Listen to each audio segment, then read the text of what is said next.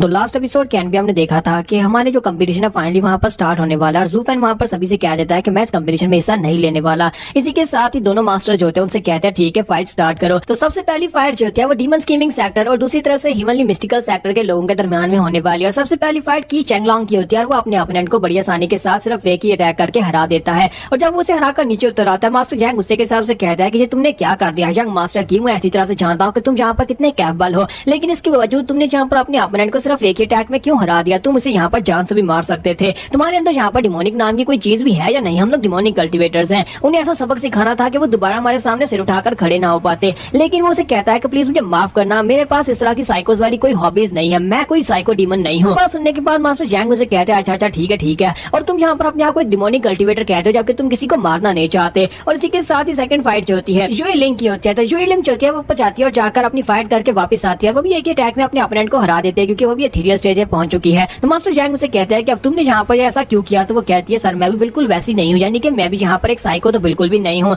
और इसी के साथ ही तीसरी फाइट जो है वो गुईहू की होती है। तो मास्टर जैंग बहुत ज्यादा खुश होते हैं और कहते हैं कि तुम्हें तो मैंने पहले भी फाइट करते हुए देखा है, तुम तो अपने ओपोनेंट को मार ही डालते हो, जाओ जाकर उनको सबक सिखा कर आओ। लेकिन इसी के साथ ही वो भी अपने ओपोनेंट को सिर्फ एक पंच मारकर हरा देता है और वहाँ पर से वापस आ जाता है। तो मास्टर जैंग कहता है कि यहाँ पर हो क्या रहा है, तुम सभी लोग कर क्या रहे हो, तुम लोग डिमोनिक कल्टिवेटर्स के नाम पर धब्बा हो, जबकि हमारा ज़ूफैन सोच रहा था। लगता है कि गुईहू ने भी यहाँ पर मास्टर जैंग से काफी कुछ सीखा है। इसी के साथ ही वहाँ पर फोर्थ मैच का अनाउंसमेंट किया जाता है। फोर्थ मैच जो होता है वो एक तरफ से यानी कि डीमन स्कीमिंग सेक्टर से लूसी होने वाला और दूसरी तरफ से सिस्टर चूचू होने वाली है। दोनों की फाइटिंग के लिए उन्हें ऊपर बुलाया जाता है। जैसे उन्हें बुलाया जाता है तो इसी के साथ ही मास्टर जून आगे बढ़ते हैं और आगे बढ़कर उनसे कहते हैं कि सर हम लोग जहाँ पर एक 4-on-4 बैटल का प्रपोजल रखना चाहते हैं क्योंकि हम लोगों ने अपने सेक्टर में एक नई फॉर्मेशन बनाई है जिसकी वजह से हम लोग यहाँ पर 4-on-4 बैटल करना चाहेंगे। तो क्या आप लोग यहाँ पर इसकी इजाजत देंगे? तो मास्टर जैंग कहता है कि अब ये बुढ़ा घुसड़ यहाँ पर क्या करने वाला है, क्या यहाँ पर जो वाकई में 4-on-4 बैटल करवाना चाहता है। इसी के साथ ही रेफरी उसे कहता है कि वाकई में तुम्हारी फॉर्मेशन इस काबिल है कि इसे रिप्रेजेंट किया जा सके। तो मास्टर से कहते हैं हाँ सर ये यहाँ पर रिप्रेजेंट करने के लिए बिल्कुल परफेक्ट है। हमने इस फॉर्मेशन को स्पेशली बनाया है। इस फॉर्मेशन में 4 तरह के एलिमेंट्स को यूज करके एलिमेंट बैरियर क्रिएट किया जाएगा और उसके साथ यहाँ पर अटैक्स भी किए जाएंगे और डिफेंड भी किया जाएगा। मुझे लगता है कि ये फॉर्मेशन देखने के लायक है। तो जब वो उनसे ये बात करते हैं तो रेफरी से कहता है तो फिर यहीं पर रुको, मैं तुम्हारी फॉर्मेशन के इन पेपर्स को ऊपर लेकर जाता हूँ और जाकर दोनों एक्साल्टेड सर्स को दिखाता हूँ। एल्डर्स के पास वो फॉर्मेशन लाई जाती है तो व्हाइट बियर्ड उसको चेक करता है और कहता है कि ये तो काफी ज्यादा अच्छी फॉर्मेशन है, देखने लायक है। तो ब्लैक बियर्ड कहता है कि जरा देखो इन लोगों ने यहाँ पर एक फॉर्मेशन बनाई है। फिर साथ ही उनसे कहते हैं ठीक है हम लोग यहाँ पर हमेशा से फॉर्मेशंस को प्रमोट करते आए हैं, तो इन लोगों ने एक नई फॉर्मेशन बनाई है तो हम लोग यहाँ पर 4-on-4 बैटल की इजाजत देते हैं। जैसे वहाँ पर 4-on-4 बैटल की इजाजत दी जाती है तो एक तरफ से यहाँ पर सिस्टर चूचू और उसकी 3 और सिस्टर्स होती हैं, वो लोग वहाँ पर अपनी अपनी पावर्स को रिलीज करती है और फॉर्मेशन को एक्टिवेट करती हैं। जबकि मास्टर जैंग सोच रहे होते हैं कि अब हम लोग यहाँ पर क्या करें, क्या वाकई में इनकी फॉर्मेशन इतनी पावरफुल होने वाली है कि वो यहाँ पर हमारे जो कैंडिडेट्स हैं उनको हरा सकते हैं, क्योंकि हमारे पास इस वक्त सिर्फ और सिर्फ एक एथेरियल स्टेज का एक्सपर्ट है इस फाइटिंग में जो कि लूजी है और दूसरी तरफ से तीनों ही जो रेडियंट स्टेज में है। यहाँ पर इसके खिलाफ भी बात नहीं कर सकता क्योंकि हमेशा से यहाँ पर ऐसे ही चलता है, जब भी कोई नई फॉर्मेशन बनाई जाती है तो उसका प्रपोजल लाया जाता है तो यहाँ पर डबल ड्रैगन मैनर की फाइटिंग में वो लोग कभी भी इसको अपोज नहीं करते और उनको यहाँ पर फाइट करने की इजाजत मिल जाती है। उम्मीद करता हूँ कि यहाँ पर लूजी इनको हराने के काबिल हो क्योंकि वो एथेरियल स्टेज में और उन लड़कियों में से कोई भी यहाँ पर एथेरियल स्टेज में नहीं है।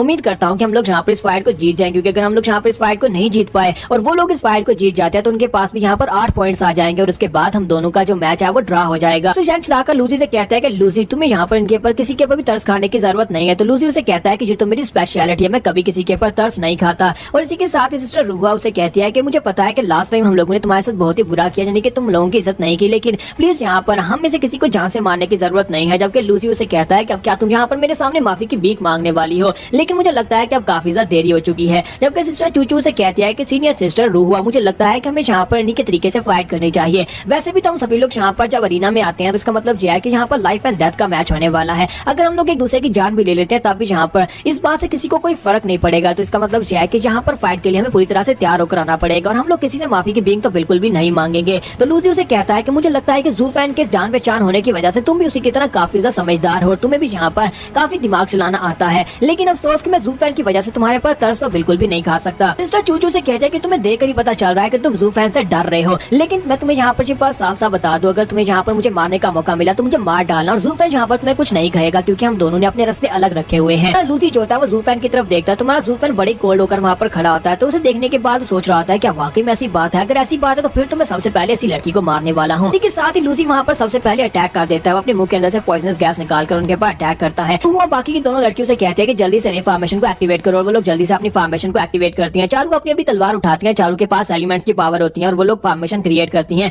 उस फॉर्मेशन के साथ पॉइजनस गैस टकराती वहीं वहीं पर डिस्पेल हो जाती है और इस बात से लूसी भी काफी हैरान होता है, जबकि एल्डर्स भी काफी खुश हो जाता है कि ये काफी ज्यादा इंटरेस्टिंग बात है। और हमारा जू पेट जो होता है वहाँ पर पहले तो काफी ज्यादा गुस्सा आता है कि लूसी ने जहाँ पर चूचू के ऊपर अटैक कर दिया, फिर साथ ही वो कहता है मुझे लगता है कि यहाँ पर ये फाइट तो होनी ही होनी है, लेकिन इसके बावजूद मैं एथेरियल स्टेज का मास्टर हूं, मैं जहाँ पर डर कैसे सकता। और साथ ही वो फिर से अपनी एनर्जी को रिलीज करते हुए एक परफॉर्म रैंक की मार्शल आर्ट को यूज करते हुए उनके ऊपर अटैक कर देता है। उसकी स्पेशल आर्ट का नाम पॉइजनस मिस्ट स्टॉर्म होता है। वो स्पेशल टेक्निक के साथ जब उनके ऊपर अटैक करता है, इसी के साथ सिस्टर चूचू उनसे कहती है कि एलिमेंट्स को कंबाइन करो, और वो चारों जो है अपनी अपनी एलिमेंट्स की पावर को रिलीज करती है और सारी पावर सिस्टर चूचू को दे देती है। और सिस्टर चूचू जो है अपनी तलवार को ऊपर उठाती है और सभी एलिमेंट्स की पावर को अपनी तलवार के अंदर लेकर वहां पर सामने की तरफ एक स्पेशल टेक्निक जिसका नाम मून कटिंग कोल्ड एज होता है उसको यूज करते हुए सामने की तरफ एक स्लैश लगाती है। वो स्लैश इतनी पावरफुल होती है कि सामने से आने वाला जो स्टॉर्म होता है पॉइजन का वो 20 से 2 हिस्सों में कट जाता है और साथ ही लूसी के ऊपर अटैक होता है। लूसी क्योंकि वहां पर सेंटर में खड़ा होता है तो वहाँ तीनों डिसाइपल्स जो है वो तो पीछे की तरफ गिर जाते हैं जो रेडियंट स्टेज में थे, लेकिन इसी के साथ ही लूसी वहां पर खड़ा रहता है। मास्टर जैंग कहता है कि मुझे पता था कि ये तीनों बेवकूफ यहाँ पर ऊपर जाकर ज्यादा कुछ नहीं कर पाएंगे अगर वहाँ पर फॉर्मेशन से अटैक किया जाता है, लेकिन ये लोग तो वाकई में बहुत ज्यादा बेकार निकले, तीनों अभी तक यहाँ पर गिर चुके हैं। साथ ही वो ज़ूफैन से कहता है कि ज़ूफैन से ज्यादा अच्छा रहता अगर यहाँ पर इस फाइट में तुम होते और तुम बड़ी आसानी के साथ उनकी फॉर्मेशन को तोड़ सकते थे। ज़ूफैन कहता है कि शुक्र है कि मैं वहाँ पर नहीं था। तो मास्टर जैंग उसे कहता है कि अब इस तरह की बात करना बंद करो, अगर हम लोग इस मैच को हार जाते हैं तो फिर हम लोग यहाँ पर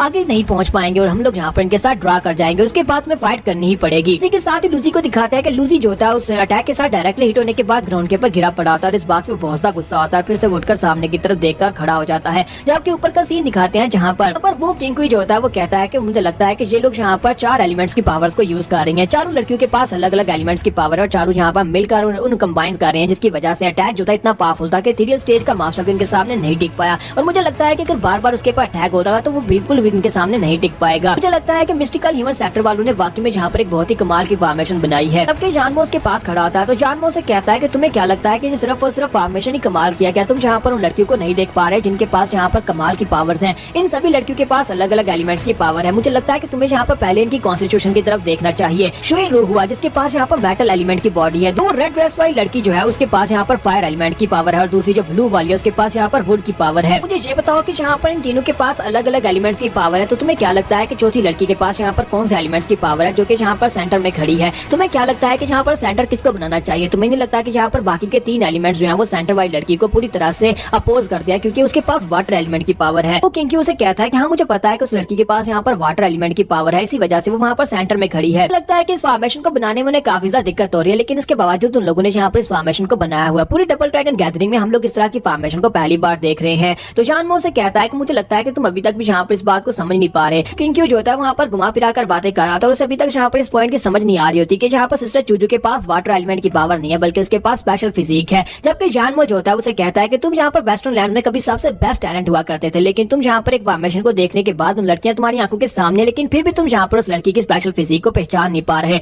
मुझे लगता है कि तुम्हारा टैलेंट बस इतना ही था। तो कहता है कि अब इस बात का क्या मतलब है? लगता है कि तुमने यहाँ पर कुछ ऐसा देख लिया जो मैं नहीं देख पाया। तो वो कहता है हाँ मैंने कुछ ऐसा देखा है, मुझे उस लड़की की फिजिक के बारे में पता है। उस लड़की के पास वॉइड स्पिरिट फिजिक है, एक ऐसी फिजिक जो कि बिल्कुल एम्प्टी है, यानी कि वो किसी भी एलिमेंट की पावर को यूज कर सकती है। हमें ऐसा लग रहा है जैसे कि वो वाटर एलिमेंट की पावर को यूज कर रही है। हाँ ये बात ठीक है कि वो यहाँ पर उन लड़कियों को कवर अप करने के लिए वाटर एलिमेंट यूज कर रही है, लेकिन क्या तुमने सोचा है कि अर्थ टाइप, वुड टाइप और गोल्ड टाइप यानी कि फायर टाइप जो होती है ये सारी की सारी वाटर के ऊपर भारी पड़ती है, फिर वो सेंटर क्यों बनी? यानी कि वो सेंटर ऑफ ग्रेविटी क्यों बनी? वहां पर उस फॉर्मेशन की आई क्यों बनी? क्योंकि उसके पास स्पेशल फिजिक है, वॉइड फिजिक है, जिसकी वजह से वो किसी भी एलिमेंट को अपनी बॉडी से डबल करके गुजार सकती है। तो ये बात सुनने के बाद वो किंगुई का अफिजा हैरान होता है और कहता है क्या उस लड़की के पास स्पेशल कॉन्स्टिट्यूशन वाली वॉइड स्पिरिट फिजिक है? इसी वजह से तो वो लड़की बड़ी आसानी के साथ यहाँ पर बाकी के तीनों एलिमेंट्स को अपनी बॉडी के अंदर से एम्पलीफाई करके डबल करके गुजार रही है। तुम्हारी बात को मैं पहले समझ नहीं पा रहा था, लेकिन अब फाइनली मुझे यहाँ पर इस बात की समझ आ गई है कि उनकी फॉर्मेशन इस वजह से इतनी पावरफुल है। मुझे लगता है कि यहाँ पर ह्यूमनली मिस्टिकल सेक्टर के लोगों के पास वाकई में एक बहुत बड़ी फॉर्चून है कि उन्हें यहाँ पर दुनिया का सबसे बेस्ट टैलेंट वाली लड़की मिल गई है। इस तरह की लड़की को ढूंढ पाना बहुत ज्यादा मुश्किल है जिसके पास स्पेशल फिजिक है। जब किसी के साथ शेलिन भी वहीं पर ही खड़ा होता है तो शेलिन उनसे कहता है कि हाँ ये बात तो वाकई में तुम लोगों ने ठीक कही कि उस लड़की के पास स्पेशल फिजिक है, लेकिन वो लड़की बहुत ज्यादा कमजोर है। शेलिन उन लोगों से कहता है कि हमारे जैसे लोन वुल्फ्स के लिए यानी कि हमारे जैसे डिमोनिक कल्टीवेटर्स के लिए वो लड़की सिर्फ और सिर्फ एक नेक्स्ट है, यानी कि उस लड़की को हम लोग यूज करके फेंक देते हैं। वो इस तरह की कमजोर लड़की है, उसके पास अगर स्पेशल फिजिक है लेकिन इसका मतलब ये नहीं है कि वो यहाँ पर स्ट्रॉन्ग भी हो सकती है। जानमो से कहता है कि लेकिन अगर हम लोग उस लड़की के साथ डुअल कल्टीवेशन करते हैं तो हमारी कल्टीवेशन डबल हो जाएगी, क्या तुमने कभी इस बारे में नहीं सोचा? तो शेलिन उसे कहता है कि ये तो सिर्फ और सिर्फ कमजोर लोगों के बहाने हैं जो लोग यहाँ पर दूसरों के साथ डुअल कल्टीवेट करके अपनी कल्टीवेशन को बढ़ाना चाहते हैं, लेकिन मेरे जैसे और ज़ूफैन जैसे असली कल्टीवेटर्स ऐसे होते हैं जो कि डुअल कल्टीवेशन के साथ नहीं बल्कि अपने तरीके के साथ अपनी कल्टीवेशन को आगे बढ़ाते हैं। लगता है कि तुमने जहाँ पर ह्यूमन जूफन के 10 पार्ट्स के बारे में कुछ भी नहीं सुना। लगता है कि तुम्हें उनके बारे में नहीं पता। लगता है कि तुम्हें 10 एम्परर्स के बारे में भी नहीं पता। लगता है कि सिर्फ और सिर्फ मुझे और जू फैन को इस बारे में पता है कि जहाँ पर 10 एम्परर्स एग्जिस्ट करते हैं और उस जगह के बारे में तुम में से कोई भी नहीं जानता जिसके बारे में मैं और जू फैन जानते हैं। हमारे जैसे लोग जो होते हैं वो यहाँ पर किसी के साथ डुअल कल्टीवेट करके या फिर चीटिंग करके अपनी कल्टीवेशन को आगे नहीं बढ़ाते, बल्कि हम लोग यहाँ पर असली पाथ को फॉलो करते हुए अपनी कल्टीवेशन को आगे बढ़ाते हैं। फिर साथ ही उनसे कहता है कि तुम्हें यहाँ पर और ज्यादा जानने की जरूरत नहीं है। इस वक्त इस पूरे के पूरे कॉन्टिनेंट के ऊपर मुझे लगता है कि सिर्फ और सिर्फ मैं और जू फैन हम 2 ही लोग ऐसे हैं जो कि उस जगह के बारे में जानते हैं जिसके लिए हम लोग यहाँ पर कल्टीवेट करके कर रहे हैं ताकि हम लोग कभी उस जगह के ऊपर पहुंच सकें। इसी के साथ ही दिखाते हैं कि मास्टर व्हाइट बियर्ड जो होते हैं एक पेपर के ऊपर सिस्टर चूचू का नाम भी लिख लेते हैं। तो ब्लैक बियर्ड उससे कहता है कि मुझे लगता है कि ये लड़की काफी ज्यादा स्पेशल है, इसकी फिजिक काफी ज्यादा स्पेशल है जिसकी वजह से यहाँ पर फॉर्मेशन को बना रही है। लेकिन इसके साथ साथ बाकी की दोनों लड़कियां भी बाकी की तीनों लड़कियां भी काफी ज्यादा स्पेशल है। अगर वो यहाँ पर नहीं होती तो ये लड़की अकेले यहाँ पर इस फॉर्मेशन को नहीं बना पाती। मुझे लगता है कि हमें इन चारों लड़कियों का नाम अपने पास लिख लेना चाहिए ताकि हमें यहाँ पर डबल ड्रैगन मैनर में और ज्यादा लोग मिल सकें। व्हाइट बियर्ड ने तो पहले वहाँ पर उनका नाम लिख लिया होता है। व्हाइट बियर्ड बाय मी से कहता है कि मैं तो इस बात से काफी ज्यादा अमेज हो रहा हूँ कि जहाँ पर हिमालय मिस्टिकल सेक्टर के लोगों को इस तरह की लड़की मिल गई जिसके पास स्पेशल फिजिक है। उनका सेक्टर काफी अच्छे से तरक्की कर सकता है अगर वो इस लड़की को अच्छे से कल्टीवेट करते हैं। एक बार नेक्स्ट सीन फिर से फाइटिंग का दिखाया जाता है जहाँ पर लूसी सोच रहा होता है कि इन लोगों की फॉर्मेशन जो है, इन लोगों ने अपनी सारी की सारी पावर जो है वो किंग चैंग के थ्रू से मेरी बॉडी के ऊपर थ्रो की जिसकी वजह से बाकी के तीनों जो है वो मैच से आउट हो चुके हैं। लेकिन इस बात से मुझे एक बात तो कंफर्म हो गई है कि इस वक्त इस फॉर्मेशन की आंख कौन है, यानी इस फॉर्मेशन की आई जो है वो चूचू है और मुझे यहाँ पर इसी को मारना होगा। जू फैन प्लीज मुझे माफ करना, लेकिन अब मैं यहाँ पर इसे मारने वाला हूँ। और इसी के साथ ही वो स्पेशल टेक्निक को यूज करता है, वो अपनी सोल को रिलीज करता है जो कि उसकी एथेरियल स्टेज की सोल होती है उसको रिलीज करता है और उसके बाद फाइनल अटैक करने लगा है। तो यहाँ पर हम लोग अपनी एपिसोड 556 एंड करेंगे और नेक्स्ट एपिसोड में देखेंगे कि आगे क्या होने वाला है। क्या लूजी इस बैटल को जीतेगा या फिर हिमालय मिस्टिकल सेक्टर की लड़कियां इस फाइट को जीतेंगी, क्योंकि अगर वो जीती हैं तो फिर मैच जो है वो ड्रा हो जाएंगे और उसके बाद अगला मैच नहीं हो पाएगा। वो अपने पास से अपनी सोल पावर को रिलीज करता है, एथेरियल स्टेज की वो सोल को रिलीज करता है जो कि एक बड़ी सी पॉइजन वाली मकड़ी होती है। तो इसी के साथ ही वहाँ पर उसको रिलीज करने के बाद उनके ऊपर अटैक करना स्टार्ट करता है। तो वो लड़कियां भी वहाँ पर सभी गैदर हो जाती हैं, वो सभी लोग अपनी पावर्स को रिलीज कर रही होती हैं। और यहाँ पर लूसी को कुछ पता चलता है कि सभी अगर एक साथ मिलकर अटैक करेंगी तभी उनकी फॉर्मेशन स्ट्रॉन्ग होगी। और साथ ही वहाँ पर एक स्पेशल टेक्निक को यूज करते हैं, वहाँ पर अपनी जो बड़ी सी स्पाइडर होती है उसके नेट को रिलीज करता है। तो उसका नेट जो होता है उनकी तरफ आगे बढ़ता है, उनकी फॉर्मेशन की तरफ, वो चारों डायरेक्शन से आगे की तरफ बढ़ रहा होता है। तुम्हारा जू फैन कहता है कमीना लूसी यहाँ पर उनके ऊपर अटैक कर रहा है और उनकी कमजोरी मिल गई है। लगता है कि यहाँ पर अपनी एब्सोल्यूट पावर के साथ यहाँ पर उनकी इस फॉर्मेशन को ब्रेक करना चाहता है। तो जैसे वो नेट जो होता है उनकी फॉर्मेशन के साथ जाकर टकराता है, दूसरी तरफ से वो सभी लड़कियां जो होती हैं सारी पावर को कंडेंस करती हैं और सारी की सारी पावर वहाँ पर किंग चैंग को दे देती है। तो किंग चैंग सारी पावर को अपनी तलवार में लेती है और वहाँ पर से फिर से मून काट ब्लेड के साथ वहाँ पर उनके ऊपर स्लैश लगाना स्टार्ट करती है। तो वो वहाँ सामने की तरफ वहाँ पर स्लैश तो लगाती है और उसके साथ वहाँ पर काफी एनर्जी ब्लॉक होती है, नेट जो होता है वो टूट जाता है। लेकिन इसी के साथ ही कुछ एनर्जी जो होती है वहाँ पर से, यानी कुछ जो पॉइजन वाली एनर्जी होती है वो अंदर चली जाती है। तो लूसी की एनर्जी जो होती है वहाँ पर उस फॉर्मेशन के अंदर जाने के बाद दिखाते हैं कि वो छोटे छोटे स्पाइडर्स होते हैं जो कि पूरी फॉर्मेशन के अंदर वाली साइड के ऊपर होते हैं। और अंदर वाली साइड के ऊपर जब वो स्पाइडर्स पहुंच जाते हैं तो इसी के साथ ही सिस्टर चूचू कहती है कि बहुत ज्यादा खतरा है और साथ ही वहां पर वो काउंटर मेजर करने के लिए रेडी हो जाती है। जबकि दूसरी तरफ से लूसी वहां पर हंसना शुरू कर देता है और कहता है कि अब तुम सभी को मरना होगा और वो सोल पॉइजन एक्सप्लोजन को यूज करता है। तो फॉर्मेशन के अंदर वाली साइड के ऊपर धमाका होता है, एक जबरदस्त धमाका होता है। जू फैन को भी इस बात से झटका लगता है। दूसरी तरफ से मास्टर जून और उसके साथी जो होते हैं वो लोग भी इस बात से काफी हैरान होते हैं कि अब वहाँ पर क्या होने वाला है, क्या इस धमाके की वजह से उनकी लड़कियां सेफ रहेंगी या नहीं। तो ऊपर खड़ा वो किंग जो होता है वो कहता है कि मुझे लगता है कि लूसी काफी ज्यादा शार्प है, उसे पता चल गया है कि यहाँ पर उनकी फॉर्मेशन को कैसे काउंटर करना है। उसे पता है कि यहाँ पर 4 लोगों की मदद से फॉर्मेशन बन रही है, अगर चारों में से एक भी यहाँ पर कमजोर होगा तो फॉर्मेशन यहाँ पर टिक नहीं पाएगी। इसी वजह से मुझे लगता है कि उसे यहाँ पर उसकी वीकनेस मिल गई और उसने अपनी उस पॉइजन गैस को अंदर बेचकर अपनी सोल एक्सप्लोजन के साथ उनको अंदर वाली साइड के ऊपर से नुकसान पहुंचाने की कोशिश की है। लगता है कि उन लड़कियों की ये वाली फॉर्मेशन जो है इस अटैक के बाद नहीं टिक पाएगी क्योंकि उसे इस फॉर्मेशन की जो वीकनेस है वो मिल चुकी है। तो हमारा लूसी जो होता है वो भी वहाँ पर खुश हो रहा था और कहता है कि तुम जैसी लड़कियां, तुम्हें क्या लगा था कि तुम कमजोर लड़कियां मुझे यहाँ पर इस हालत तक पहुंचा सकती हो और उसके बाद तुम लोग इतनी आसानी से यहाँ से निकल जाओगी। इसी के साथ ही दिखाते हैं कि उस धुएं के अंदर से बड़ी तेजी के साथ सिस्टर चूचू निकलती है और अपनी तलवार को लाकर उसके गले के ऊपर रख देती है। और वहाँ पर उसके गले पर तलवार रखने के बाद बाकी के सभी लोग बहुत ज्यादा हैरान हो जाते हैं और सभी को झटका लगता है कि यहाँ पर हुआ क्या। सभी लोग जो देखकर काफी हैरान हो जाते हैं क्योंकि सिस्टर चूचू ने वहाँ पर अपनी आइस पावर को यूज किया होता है, उसने अपनी फ्रोजिंग पावर को यूज करते हैं वहाँ पर उस धमाके से अपने और अपनी सिस्टर्स को बचा लिया होता है। तो मास्टर बाय भी कहता है कि ये लड़की बहुत ज्यादा इनक्रेडिबल है, इसका कंट्रोल जो है वो बहुत ज्यादा अच्छा है, यहाँ पर हर तरह के एलिमेंट को यूज कर सकती है। ब्लैक बियर्ड उसे कहता है कि हाँ मुझे लगता है कि एक रेडियंट स्टेज की कल्टीवेटर होने के बावजूद ये यहाँ पर एक एथेरियल स्टेज के एक्सपर्ट को टक्कर दे रही है। इसका मतलब यह है कि इसकी स्ट्रेंथ जो है इसकी अपनी स्ट्रेंथ से बहुत ज्यादा है। मुझे लगता है कि ये लड़की भी यहाँ पर बिल्कुल एक मॉन्स्टर की तरह है। लूसी वहाँ पर काफी ज्यादा घबरा रहा था और कहता है कि अब यहाँ पर ये हुआ क्या, ये सब कुछ कैसे हुआ। मैंने वहाँ पर उन सभी के ऊपर एक्सप्लोजन के साथ अटैक किया था और इन सभी को तो यहाँ पर बुरी हालत में होना चाहिए था, यहाँ उनमें से कुछ को मर जाना चाहिए था, लेकिन सभी सभी लोग वहाँ पर ठीक है। कि इस लड़की ने अपनी फ्रोज पावर के साथ उन सभी को बचा लिया है। तो सिस्टर चूचू से कहता है कि तुम जहाँ पर इस फाइट को हार चुके हो, हालांकि तुमने जहाँ पर मेरी सिस्टर्स को नुकसान पहुंचाया, लेकिन तुम क्योंकि तुम बटलर ज़ूफैन के साथ हो, इसी वजह से मैं तुम्हें जिंदा छोड़ रही हूँ, इसलिए जहाँ से दफा हो जाओ। इसके साथ ही हमारे ज़ूफैन की तरफ देखिए, तुम्हारा ज़ूफैन जो होता है वहीं पर दूसरी तरफ मुंह घुमा लेता है, यानी कि अगर तुम इसे मार भी डालती हो तो मुझे इस बात से फर्क नहीं पड़ता, लेकिन साथ ही वो मुस्कुरा रहा होता है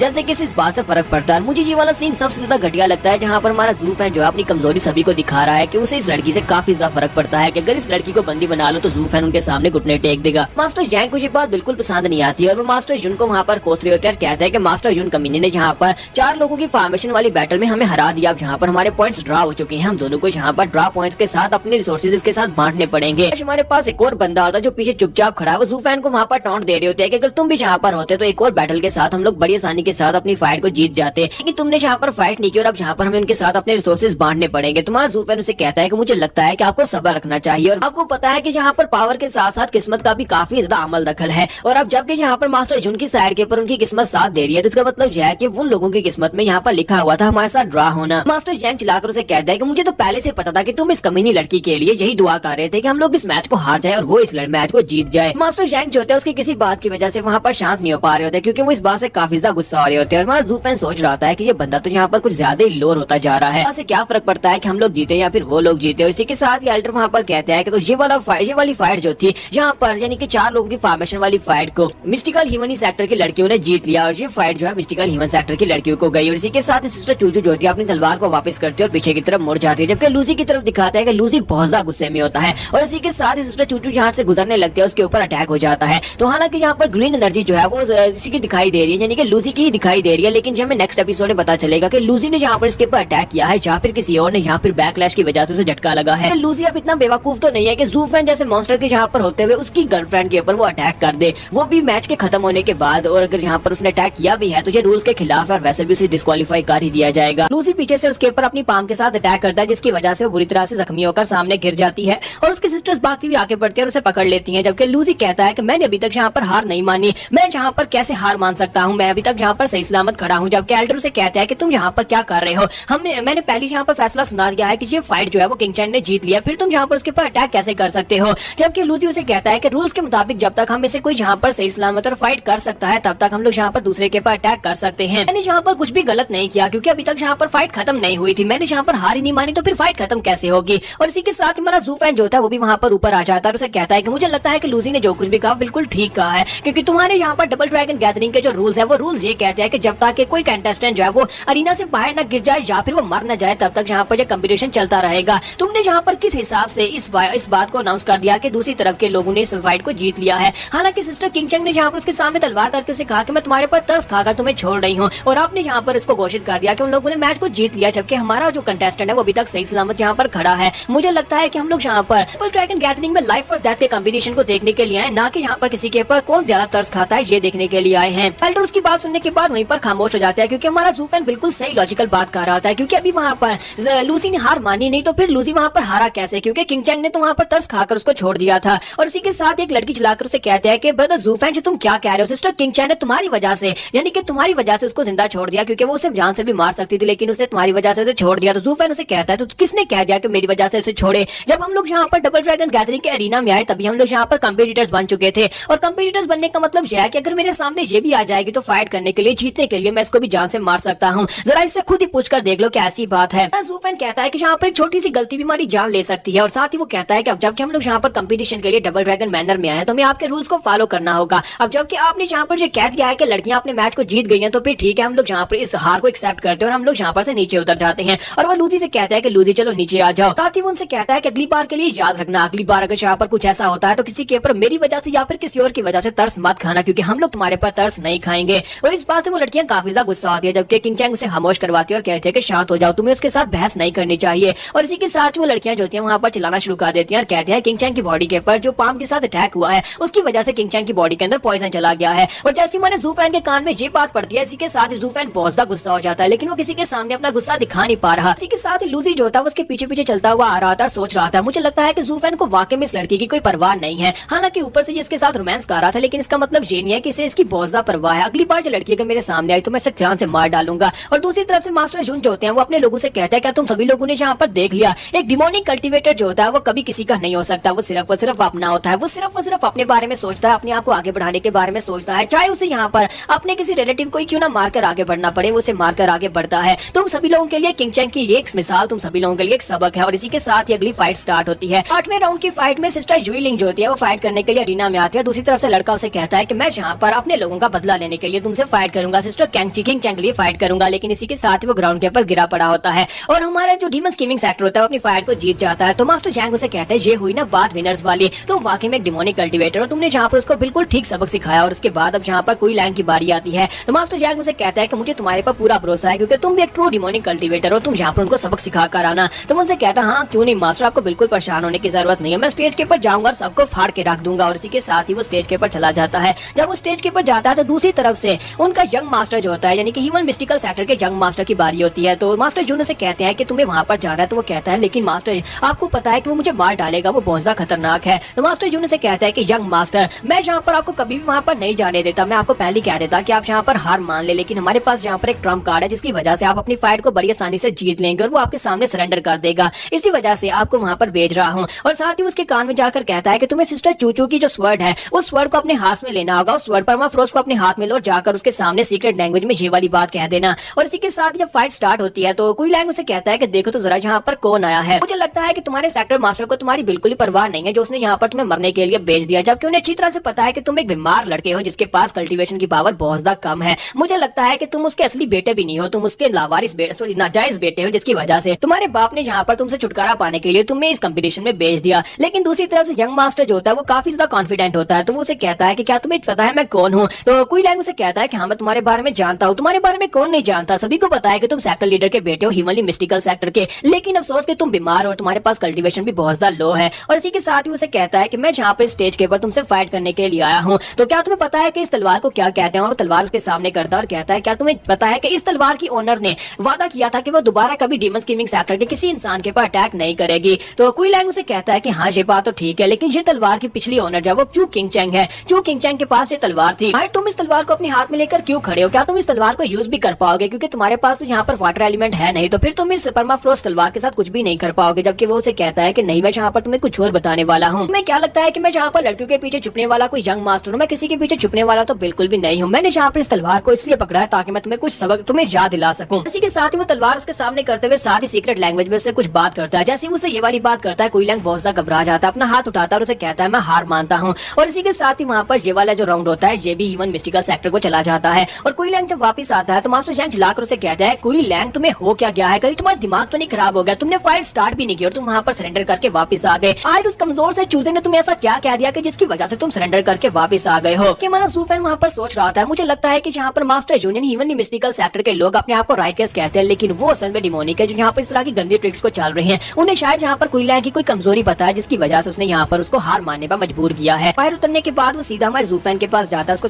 सारी बात बता देता है। हमारा ज़ूफेन उसकी बात सुनने के बाद कहता है अच्छा तो ये बात है। फिर साथ ही वो सभी लोगों से कहता है कि तुम सभी लोग मेरी बात को ध्यान से सुनो, कोई भी यहाँ पर और इसके अलावा सेक्टर में वापस जाने के बाद कोई भी यहाँ पर कोई लैंग से इस बारे में बात नहीं करेगा और कोई इस बारे में उसे सवाल नहीं पूछेगा कि आखिर उसने वहाँ पर उसे क्या कहा और उसने यहाँ पर सरेंडर क्यों किया। क्या तुम सभी लोगों को मेरी बात की समझ आ गई? तो वो सभी लोग कहते हैं कि हाँ मैं तुम्हारी बात की समझ आ गई। और इसी के साथ उसका बेटा कोई गैंग जो होता है उसे पूछता है कि डैड आखिर वहाँ पर यंग मास्टर यून ने तुमसे क्या कहा। जैसे वो ये बात करता है हमारा ज़ूफेन चिल्लाकर उसे कहता है क्या तुम बहरे हो, क्या तुमने सुना नहीं मैंने यहाँ पर अभी क्या कहा कि कोई भी यहाँ पर कोई लैंग से इस बारे में सवाल नहीं करेगा। अगर दोबारा किसी ने यहाँ पर इससे इस बारे में सवाल किया तो मैं उसकी जुबान उसके हल्क से निकाल दूंगा। और इसी के साथ ही वो सभी लोग उससे माफी मांगते हैं और कहते हैं ठीक है हम दोबारा ऐसा सवाल नहीं करेंगे। और सभी वेनरेबल्स भी वहाँ पर बिल्कुल शांत होते हैं। और इसी के साथ ही वहाँ पर ह्यूमनली मिस्टिकल सेक्टर जो होते हैं उन लोगों को यहाँ पर टोटल पॉइंट्स जो मिलते हैं वो 8 पॉइंट मिलते हैं और यहाँ पर डीमन स्कीमिंग सेक्टर के पास टोटल 4 पॉइंट्स होते हैं। वे सरेंडर करने की वजह से 2 पॉइंट्स माइनस हो गए हैं। तो इसी के साथ ही उनका जो रेफरी होता है वो उनसे कहता है कि अब यहाँ पर टीम बैटल की बारी है। टीम बैटल के लिए हम लोग यहाँ पर से दूसरे एरिया में मूव करेंगे जहाँ पर दोनों टीम्स जो है वो 10-10 खिलाड़ी आपस में फाइट करेंगे। और ये बात सुनते ही मास्टर जून वहाँ पर कहता है कि हम लोग इस फाइट से पीछे हटते हैं, हम लोग हार मानते हैं, हम लोग यहाँ पर टीम बैटल नहीं कर सकते क्योंकि मुझे यहाँ पर अपने जितने भी खिलाड़ी हैं उन सभी की सेफ्टी का बहुत ज्यादा ध्यान है। और इसी के साथ ही मास्टर जैंग जो होते हैं इस बात से काफी ज्यादा गुस्सा होते हैं। जबकि एल्डर कहते हैं कि अब जबकि यहाँ पर टीम फाइट नहीं होने वाली तो इसका मतलब यह है कि ये फाइट जो वो डायरेक्टली डीमन स्कीमिंग सेक्टर के लोग जीत गए हैं। और हमारा ज़ूफेन वहाँ पर सोच रहा था कि कम से कम मास्टर जून यहाँ पर इतना समझदार तो है, उसे पता है कि यहाँ पर हमारे पास काफी सारे एथेरियल स्टेज के मास्टर्स हैं जो कि बड़ी आसानी के साथ टीम बैटल में उसकी टीम को हरा सकते हैं। इसी वजह से वो यहाँ पर पहली हार मान रहा है क्योंकि सेकंड नंबर तो उनके पास पहले से आ चुका है। कि मास्टर जैंग जो होते हैं अभी वहाँ पर उसके सामने बड़ा ही फेंक रहे होते हैं और उसे कहते हैं कि तुम्हें पता था कि यहाँ पर टीम बैटल में हमारा जू फैन भी हिस्सा लेने वाला है, जिसकी वजह से तुमने यहाँ पर पहली फाइट से फोरफिट कर लिया, तुम पहली हार मान चुके हो। तुम तो यहाँ पर बहुत ज्यादा डरपोक निकले। मुझे तो लगा था कि तुम यहाँ पर फाइट करोगे। जब किसी के साथ हमारा जू फैन अपनी टीम को लेकर पीछे मुड़ जाता है और मास्टर जैंग जैसे पीछे घूमकर देखते हैं तो उनकी टीम काफी दूर जा चुकी होती है। मास्टर जैंग चिल्लाकर कहता है कि ओए तुम सभी लोग कहाँ पर जा रहे हो, मैं तुम्हारा वेनरेबल हूँ, मैं तुम्हें यहाँ पर लेकर आया और तुम सभी लोग मेरे बिना यहाँ पर से जा रहे हो। जब किसी के साथ ही ऊपर दिखाते हैं स्वॉर्ड गार्ड सेक्टर का यंग मास्टर जो होता है वहाँ ऊपर खड़ा होता है और वो अपने दोस्त से कहता है कि मुझे लगता है कि जू फैन टियांजू का वाकई में सबसे बेस्ट है, मुझे लगता है कि अब ये मिडिल 3 सेक्टर्स में हमसे भी फाइट करेगा। और वो टियांशैंग से पूछता है कि टियांशैंग क्या मैं ठीक कह रहा हूँ, लेकिन टियांशैंग वहाँ पर नहीं होता, वो वहाँ पर से गायब हो चुका होता है। लगता है वो जू फैन से मिलने के लिए पहले वहाँ पर से जा चुका है। और यहीं पर से हमारे जू फैन की टीम को दिखाता है कि जू फैन की टीम जो होती है वापस अपने हाउसेस की तरफ जा रही होती है। जब वो लोग वापस जा रहे होते हैं यहीं पर लूसी को दिखाता है कि लूसी बाकी के दोस्तों से कहता है कि अगर वहाँ पर जज वहाँ पर मुझे नहीं रोकता तो मैंने तो उस लड़की को सच्ची में मार दिया होता, वो लड़की मेरे हाथ से नहीं बचती। अगर दोबारा यहाँ पर कभी फाइट होती है तो मैं उनकी फॉर्मेशन को तोड़कर उस लड़की को जरूर मार डालूंगा। और इसी के साथ उसके ऊपर अटैक हो जाता है। हमारा जू फैन जो होता है बहुत ही गुस्से के साथ उसके ऊपर अटैक करता है और वो उठता हुआ पीछे जाकर गिरता है। बाकी के सभी लोग भी इस बात से बहुत ज्यादा हैरान हो जाते हैं कि अब अचानक से जू फैन को क्या हो गया, जू फैन इसके ऊपर अटैक क्यों कर रहा है। तो आप सभी को पता है कि जू फैन इसके ऊपर अटैक क्यों कर रहा है और इसी बात से मुझे बहुत ज्यादा चिढ़ भी है। और इसी के साथ ही जू फैन आगे बढ़ता है और जाकर लूसी को उसके गले से पकड़ता है, उसका गला दबाना स्टार्ट करता है और उसे कहता है कि लड़के तुम्हारी अब बस बहुत हो गई, तुम यहाँ पर जो बकवास कर रहे हो मैं और ज्यादा बिल्कुल भी नहीं सुनने वाला, मुझे उस पॉइजन का एंटीडोट चाहिए जो पॉइजन तुमने चूचू के बॉडी के अंदर डाला है। तो ये बात सुनने के बाद वो सोच रहा था कि मुझे लगता है कि मैं यहाँ पर इसके बारे में गलत था, इससे उस लड़की की बहुत ज्यादा परवाह है जिसकी वजह से ये यहाँ पर मुझे मारने पर तुला है। तो वो उसे कहता है कि ब्रदर जू फैन तुम मेरे साथ ऐसा बिल्कुल भी नहीं कर सकते, तुम किसी दूसरे सेक्टर की एक लड़की के लिए अपनी सेक्टर के एक डिसाइपल को इस तरह से बिल्कुल भी नहीं ट्रीट कर सकते। ऊपर से तुमने यहाँ पर कोई लाइक जिसने खुद हार मान ली उसको तो सजा नहीं दी, बल्कि यहाँ पर मुझे जिसने यहाँ पर अपनी प्राइड को बचाया है, एक डिमोनिक कल्टिवेटर होने का सबूत दिया है, जिसने यहाँ पर हार नहीं मानी, एंड तक मेहनत की, तुमने उसके ऊपर यहाँ पर अटैक करना शुरू कर दिया। तो मास्टर जैंग भी उसे कहता है कि जू फैन लूसी बिल्कुल ठीक कह रहा है, इसने वहाँ पर बहुत ज्यादा मेहनत की, जबकि वहाँ पर इसकी फाइट जो थी वो हारने के कगार पर थी और एल्डर ने वहाँ पर अनाउंस भी कर दिया, लेकिन इसके बावजूद इसने सभी के सामने इस बात को साबित किया कि अभी तक इसने हार नहीं मानी। फिर तुम इसके ऊपर अटैक कैसे कर सकते हो? अगर तुम्हें यहाँ पर इसके पास एटीट्यूड चाहिए भी तभी तुम यहाँ पर इस तरह से इतने ब्रूटल तरीके से इसे डिमांड तो नहीं कर सकते। तुम्हारा जू फैन उसे कहता है कि यहाँ पर तुम्हें मेरे बिजनेस में टांग अड़ाने की जरूरत नहीं है, जिसने भी यहाँ पर मेरे साथ पंगा लिया है मैं उसे बहुत ही बुरी तरह सजा देता हूँ, अगर तुम में से कोई यहाँ पर मुझे रोकेगा तो मैं उसे भी सजा देने वाला हूँ। फिर साथ ही उसे कहता है कि लड़के चलो जल्दी से बकना स्टार्ट करो, उस पॉइजन का एंटीडोट कहाँ पर है, क्योंकि अगर तुमने उस उसका एंटीडोट मुझे नहीं दिया तो वेनरेबल शी भी तुम्हें नहीं बचा पाएंगे। हमारा लूसी चिल्लाकर उसे कहता है कि बटलर जू फैन उस पॉइजन का कोई एंटीडोट है ही नहीं, वो एक बहुत ही माइल्ड सा पॉइजन है, कैसा पॉइजन जो कि 49 डेज के बाद खुद ही खुद खत्म हो जाएगा और वो लड़की फिर से नॉर्मल हो जाएगी। उस पॉइजन को मैंने इसलिए यूज किया था क्योंकि वहाँ पर मुझे अच्छी तरह से पता है कि डबल ड्रैगन गैदरिंग में मैं मैच खत्म होने के बाद किसी के ऊपर अटैक नहीं कर सकता, इसी वजह से मैंने बहुत ही लाइट से पॉइजन को यूज किया था। अगर वो वाकई में खतरनाक पॉइजन होता तो डबल ड्रैगन गैदरिंग के लोग या फिर उनके एल्डर ही वाली मिस्टिकल सेक्टर के एल्डर्स मुझसे एंटीडोट मांगने के लिए जरूर आते, जबकि हमारा जू फैन जो था उसकी बात को समझ रहा था और इसी के साथ हमारा जू फैन अपने और ज्यादा ऑरा को रिलीज करता है, साथ ही अपनी पावर्स को रिलीज करते उसका गला और भी ज्यादा दबाना शुरू कर देता है। तो लूसी सोच रहा था कि मुझे लगता है कि ये उस औरत के लिए मुझे वाकई में मार डालेगा। तो हमारा जू फैन उसे कहता है कि अगर तुमने यहाँ पर मेरी 3 तक गिनती गिनने तक मुझे एंटीडोट नहीं दिया तो फिर उसके बाद तुम यहाँ पर मरोगे। और इसी के साथ हमारा जू फैन वहाँ पर गिनती गिनना स्टार्ट करता है। ऐसे हमारा जू फैन वहाँ पर गिनती गिनना स्टार्ट करता है। वो एक कहता है, मास्टर जैंग चिल्लाकर उसे कहता है कि लड़के मुझे लगता है कि लूसी बिल्कुल ठीक कह रहा है, इसके पास एंटीडोट नहीं हो सकता क्योंकि वहाँ पर वो पॉइजन ऐसा ही होगा, वरना वहाँ पर हिमालय मिस्टिकल सेक्टर के लोग हमसे पॉइजन के एंटीडोट के लिए डिमांड करने के लिए जरूर आते हैं। लेकिन हमारा जू फैन उसकी बात को इग्नोर करते हुए वहाँ पर कहता है 2, जैसे वो 2 कहता है और साथ ही वो गुस्से में होता है। तो मास्टर जैंग चिल्लाकर उसका नाम पुकारते हैं और कहता है जू फैन बस बहुत हो गया, लेकिन हमारा जू फैन वही पास 3 कह देता है।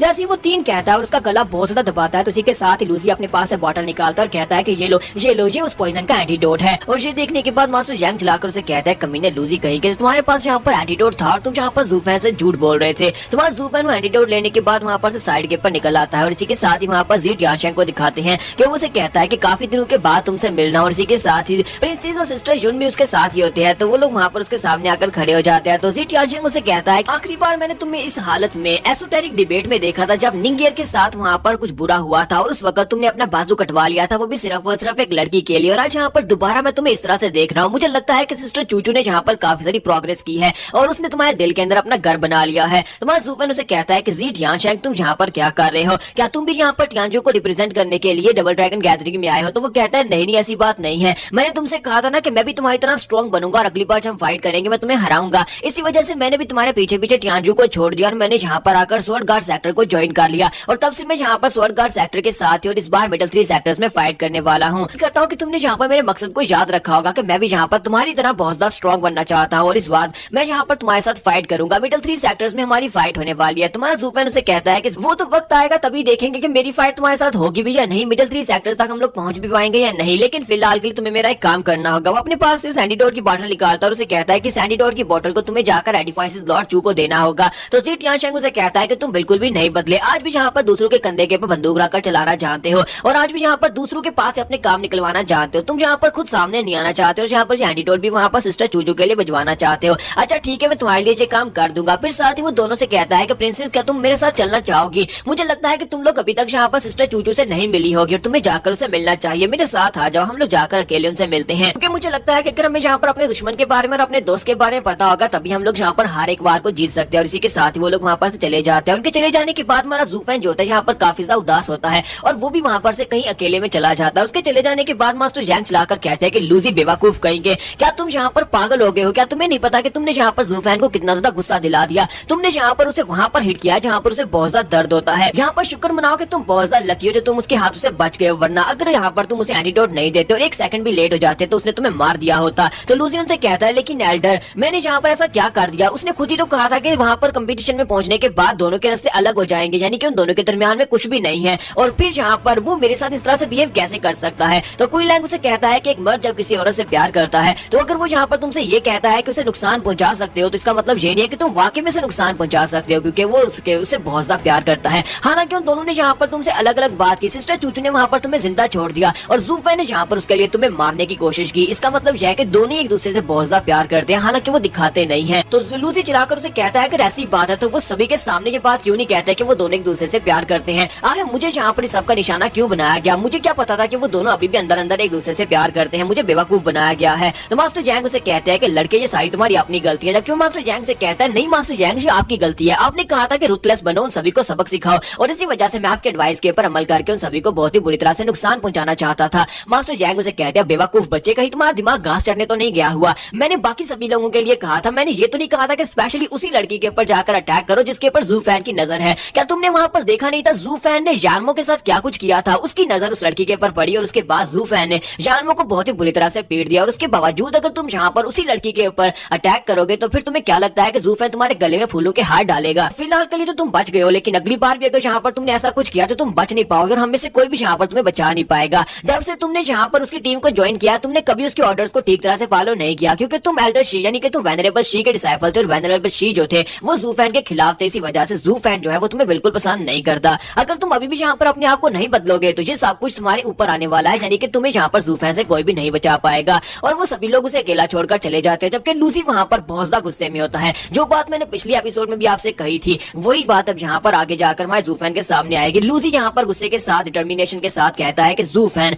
तुमने यहाँ पर मेरे साथ जो कुछ भी किया है उस सबका मैं बदला लेकर रहूंगा और इन सभी लोगों से भी इस बात का बदला लूंगा। तो लूसी के पास यहाँ पर सेकंड ऑप्शन तो कोई नहीं है ना, उसके पास सिर्फ एक ही ऑप्शन है कि वो सिस्टर चूचू को यूज करेगा क्योंकि हमारे ज़ू फैन की कमजोरी है। तो यहीं पर से नेक्स्ट सीन जो होता है हमें किंग चैंग का दिखाया जाता है। सिस्टर चूचू यानी किंग चैंग जो होती है अपने रूम में बैठी कल्टीवेट कर रही होती है और अपनी बॉडी से पॉइजन को निकालने की कोशिश कर रही होती है। हालांकि पॉइजन इतना लीथल नहीं होता, लेकिन 49 डेज के लिए उसको बहुत ज्यादा पेन होने वाली है और उसके सिस्टर्स और बाकी के सभी लोग भी उसके पास ही खड़े होते हैं। तो यंग मास्टर कहता है कि देखा आपने डिमोनिक कल्टीवेटर्स कितने कमीने होते हैं, उन लोगों ने जहाँ पर इसके पास स्नीक अटैक किया। तो उनकी एक सिस्टर उनसे कहती है कि पता नहीं अब यहाँ पर सिस्टर चूचू कब तक ठीक हो पाएगी, हमने इसे बहुत सारी पिल्स दी थी, हमारे पास जितने एंटीडोट्स थे वो सारे के सारे हमने इसको दे दिए, लेकिन इसके बावजूद इसका दर्द ठीक नहीं हो रहा। तो मास्टर जून उनसे कहते हैं घबराने की जरूरत नहीं है, मैंने इसको चेक किया, इसका पॉइजन लीथल नहीं है, इसकी जान तो नहीं जाएगी लेकिन काफी अरसे तक यहाँ पर ये बहुत ज्यादा दर्द में रहने वाली है और दर्द से निजात के लिए यहाँ पर बैठकर मुसलसल कल्टीवेट करते रहना पड़ेगा। उन्होंने यहाँ पर लीथल पॉइजन को इसलिए यूज नहीं किया क्योंकि हम लोग डबल ड्रैगन बैनर में हारकर वो यहाँ पर लीथल पॉइजन को यूज करते तो उन्हें भी यहाँ पर पेनल्टी पड़ती। तो यंग मास्टर जुनून से कहता है कि मुझे लगता है कि डिमोनिक कल्टीवेटर जो है वो जीनियर सिस्टर को बहुत ही बुरी तरह से नुकसान पहुंचाना चाहते हैं ताकि वो अगले कंपटीशन में अगले मैच में यहाँ पर हिस्सा ना ले सके। और इसी के साथ दरवाजा खुलता और एक डिसाइपल अंदर आता और कहता है एल्डर जून यंग मास्टर इस वक्त स्वॉर्ड गार्ड सेक्टर से जी टियानशेंग यहाँ पर इनसे मिलने के लिए आए हैं, वो सिस्टर चीचू से मिलना चाहते हैं। तो ये बात सुनने के बाद वो कहता है कि वो यहाँ पर क्या करने के लिए आए होंगे। तो मास्टर जून कहते हैं कि मुझे नहीं लगता कि उन्हें यहाँ पर होना चाहिए था क्योंकि वो मिडिल 3 सेक्टर्स में से टॉप 1 के ऊपर है और वो यहाँ पर हमसे मिलने के लिए क्यों आएंगे। जबकि सिस्टर चूचू कहते हैं कि उसे अंदर आने दो क्योंकि वो मेरा पुराना दोस्त है और मैं उसे जानती हूँ, वो हमारे टियानजो एम्पायर से ही है। तो ये बात सुनने के बाद यंग मास्टर को बहुत ज्यादा जेलसी होती है और वो इसी के साथ जाकर उसे कहता है कि नहीं सिस्टर चूचू इस वक्त यहाँ पर बैठकर कल्टीवेट कर रही है, इसी वजह से कोई उसे डिस्टर्ब नहीं करेगा, उसे कहो कि यहाँ पर मत आए और फिर कभी यहाँ पर से मिलने के लिए आ सकता है। लेकिन मास्टर जून उसे कहता है कि बेवकूफ बच्चे जी तुम क्या कह रहे हो, वो स्वॉर्ड गार्ड सेक्टर से है, स्वॉर्ड गार्ड सेक्टर जो है वो टॉप 3 मिडिल सेक्टर्स में से एक ऊपर है और तुम्हें क्या लगता है कि हम लोग इतनी आसानी से यहाँ से वापस भेज सकते हैं। और इसी के साथ उनके लिए दरवाजा दरवाजा खोला जाता है और जी टियानशेंग अंदर आता है और कहता है कि एडिफाइस लॉर्ड चू कैसी हैं आप, काफी दिनों के बाद तुमसे मिल रहा हूँ, उम्मीद करता हूँ कि तुम ठीक होगी। और एंटीडोट लेने के बाद सीधा सिस्टर चूचू से मिलने के लिए आ जाता है। तो जब वहां पर पहुंचता है तो आने के बाद सिस्टर चूचू से कहता है कि तुम कैसी हो। जब उससे ये पूछता है तो उसकी साथी जो होती है काफी ज्यादा गुस्सा आ जाती है और कहती है कि तुम्हारी आंखें डेकोरेशन के लिए, क्या तुम्हें दिखाई नहीं दे रहा कि उसकी हालत काफी खराब है, या फिर तुम यहाँ पर चस्के लगाने के लिए आए हो। बात सुनने के बाद जी टियानशेंग उसे कहता है कि यंग लेडी, मेरा वो मकसद नहीं था, तुम तो मेरी बात को गलत ही समझ गई हो। इसके साथ ही वो अपने पास एंटीडोट निकालता और कहता है कि हमारे सेक्टर में इसका प्रॉपर एंटीडोट मौजूद था, तो मैंने सोचा क्यों ना तुम्हें यहाँ पर आकर एंटीडोट दे दूं, क्योंकि हम दोनों सेम कंट्री से हैं, तो फिर मेरा यहाँ पर तुम्हारी मदद करना बनता है। वहाँ पर सिस्टर चूचू उसके हाथ में एंटीडोट देख दिया तो उसी वक्त उसकी लव फीलिंग जाग जाती है और उसे पता चल जाता है कि ये जू फैन ने भेजा होगा। सिस्टर चूचू से कहती है कि ब्रदर टाइशेंग, तुम्हारा बहुत बहुत शुक्रिया ये एंटीडोट मेरे तक लेकर आने के लिए। तो वो कहता है हाँ क्यों नहीं, हम दोनों एक ही कंट्री से हैं, तो फिर तुम्हारी मदद तो करना बनता है ना। फिर साथ ही रूहुआ उसे पूछती है कि यंग मास्टर जी, हमने यहाँ पर अपनी जूनियर सिस्टर को बहुत सारी पिल्स और बहुत सारे एंटीडोट दिए हैं, लेकिन उनमें से कोई भी इसके पर काम नहीं कर रहा, क्या आपको लगता है कि ये इसके पर काम करेगा? तो जी टियानशेंग उसे कहता है कि हाँ ये काम करेगा, और सिस्टर चूचू भी कहती है हाँ मुझे पता है ये काम करेगा। और इसी के साथ ही जब उसे वो एंटीडोट दिया जाता है, थोड़ी देर के बाद सिस्टर चूचू हंसती मुस्कुराती है, उनके सामने बिल्कुल ठीक ठाक होती है और साथ ही उसे कहती है कि मुझे लगता है कि वो इस बार भी यहाँ पर क्रेडिट खुद नहीं लेना चाहता। तो जी टियानशेंग उसे कहता है कि तुम तो मुझसे अच्छे से जानती हो, तुम्हें अच्छी तरह से पता है कि वो कैसा इंसान है, वो कभी क्रेडिट्स नहीं लेता। साथ ही मुझसे कहता है लेकिन तुम्हें कैसे पता चला? तो वो कहती है कि ये एक स्पेशलाइज्ड एंटीडोट था जो कि सिर्फ और सिर्फ पॉइजन मेकर ही बना सकता है, जिसने पॉइजन मेरी बॉडी में डाला था, और ये काम जो है वो सिर्फ और सिर्फ जू फैन ही कर सकता है। तो ये बात सुनने के बाद लड़कियां काफी हैरान होती हैं और कहती है कि तुम लोगों का क्या मतलब है, क्या यहाँ पर लूसी ने खुद ये पॉइजन का एंटीडोट बनाकर जी टियानशेंग को दिया होगा? तो सिस्टर चूचू कहती है कि हाँ तुम लोगों ने बिल्कुल ठीक समझा, लेकिन तुम लोग यहाँ पर इस बात को नहीं समझ रही कि जी टियानशेंग को ये पॉइजन की एंटीडोट किसने दी। तो जी टियानशेंग उनसे कहता है कि तुम्हारी जूनियर सिस्टर जो है वो जू फैन को मुझसे ज्यादा बेहतर तरीके से जानती है। मैं उससे मिलने के लिए गया था क्योंकि मैंने उसे काफी अर्से के बाद देखा। जब मैं उसे मिलने के लिए वहां पर पहुंचा तो वो अपने उस बंदे लूसी को बहुत ही बुरी तरह से पीट रहा था, वो तो उसे जान से मारने वाला था अगर वो उसे एंटीडोट ना देता। तो फिर उसने उसे एंटीडोट दे दिया और वो खुद यहाँ पर इसके सामने आना नहीं चाहता था, इसी वजह से उसने एंटीडोट मेरे हाथ दिया कि मैं जाकर सिस्टर चूचू को दे दूं। सिस्टर चूचू कहती है कि हाँ वो ऐसा ही है, उसका चेहरा देखो तो ऐसे लगता है कि पत्थर से बात कर रहे हो, लेकिन अंदर से वो बहुत ज्यादा नरम दिल है। मैंने ये सब कुछ करते हुए बहुत बार देखा, स्पेशली एसोटेरिक डिबेट के अंदर, उस फाइटिंग में मैंने उसे ये सब कुछ करते हुए देखा था। तो लड़कियां उसे कहती हैं कि सीनियर सिस्टर कहीं तुम ये तो नहीं कह रही कि ये जो एंटीडोट था ये जू फैन ने तुम्हारे लिए भिजवाया? क्या तुमने देखा नहीं था वहां पर सभी के सामने उसने तुम्हें कितनी बुरी तरह से स्कॉल्ड किया था और साथ ही तुम्हारे पर इल्जाम लगाया था कि तुमने यहाँ पर गलत किया, और जहाँ पर उसने अपने लड़के को भी कहा था कि तुम्हें ऐसा ही करना चाहिए, तो फिर वो तुम्हें एंटीडोट क्यों भेजेगा? तो सिस्टर चूचू से कहते हैं कि तुम यहाँ पर उसको बिल्कुल भी नहीं समझ सकती, उसने वहां पर मेरे पर एहसान किया मुझे ये बताकर कि मुझे किसी के ऊपर तरस नहीं खाना चाहिए, ताकि मैं आइंदा कभी भी ये गलती ना करूं, क्योंकि डिमोनिक कल्टीवेटर्स जो होते हैं वो किसी के सगे नहीं होते, और मैं अगर किसी के लिए उसके लिए यहाँ पर किसी के ऊपर तरस खाऊंगी तो कल को वो मेरे ऊपर बैक अटैक कर सकता है और मेरी जान भी जा सकती है। और इस वजह से मैं उसकी काफी ज्यादा शुक्रगुजार हूं कि उसने यहाँ पर मेरे लिए सब कुछ किया। और लड़कियां जो होती हैं उनकी बात सुनने के बाद काफी ज्यादा हैरान हो रही होती है, बिल्कुल मेरी ही तरह, जैसे मुझे यहाँ पर इन दोनों की लव स्टोरी समझ नहीं आती। वो सोच रही होती है पता नहीं इनकी कैसी लव स्टोरी है, दोनों एक दूसरे के साथ भी नहीं रहना चाहते, दोनों एक दूसरे से दूर भी रहते हैं और दोनों एक दूसरे से प्यार भी करते हैं। जबकि यहाँ पर एक जलकुकड़ा भी खड़ा होता है तो वो सोच रहा होता है अगर मुझे पहले से पता होता है कि ये एंटीडोट जू फैन ने जहाँ पर भेजा है तो मैं कभी भी इस लड़के को अंदर नहीं आने देता। अब जहाँ पर चाहे कुछ भी हो जाए मुझे यहाँ पर जू फैन और अपनी चूचू को उससे दूर रखना होगा। चूचू सिर्फ और सिर्फ मेरी है, मैं इसे किसी के हाथ नहीं आने दूंगा, स्पेशली उस डिमोनिक कमीने कल्टीवेटर के हाथ तो बिल्कुल भी नहीं। मुझे यहाँ पर जी टियानशेंग को धक्के देकर बाहर क्यों ना निकालना पड़े। जी टियानशेंग उसे कहता है कि सिस्टर चूचू मुझे लगता है कि तुम यहाँ पर काफी ज्यादा बदल गई हो। मुझे अच्छी तरह से याद है कि जब हम लोग टियानजू में थे उस वक्त तुम काफी ज्यादा गुस्से में थी और मेरे ख्याल में तुम उस वक्त उसे देखना पसंद नहीं करती थी, क्योंकि उसने तुम्हारे साथ जो कुछ किया था तुम्हारे सेक्टर की बुद्धि रूट्स को चोरी करके। तुझे बातें सुनने के बाद उसकी जूनियर सिस्टर उसे कहती है सीनियर सिस्टर क्या वाकई में तुम ऐसा करती थी? क्या तुम भी ऐसा करती थी? पर तुम्हें देखकर लगता नहीं है कि कभी तुम किसी के साथ इस तरह का बिहेव कर सकती हो।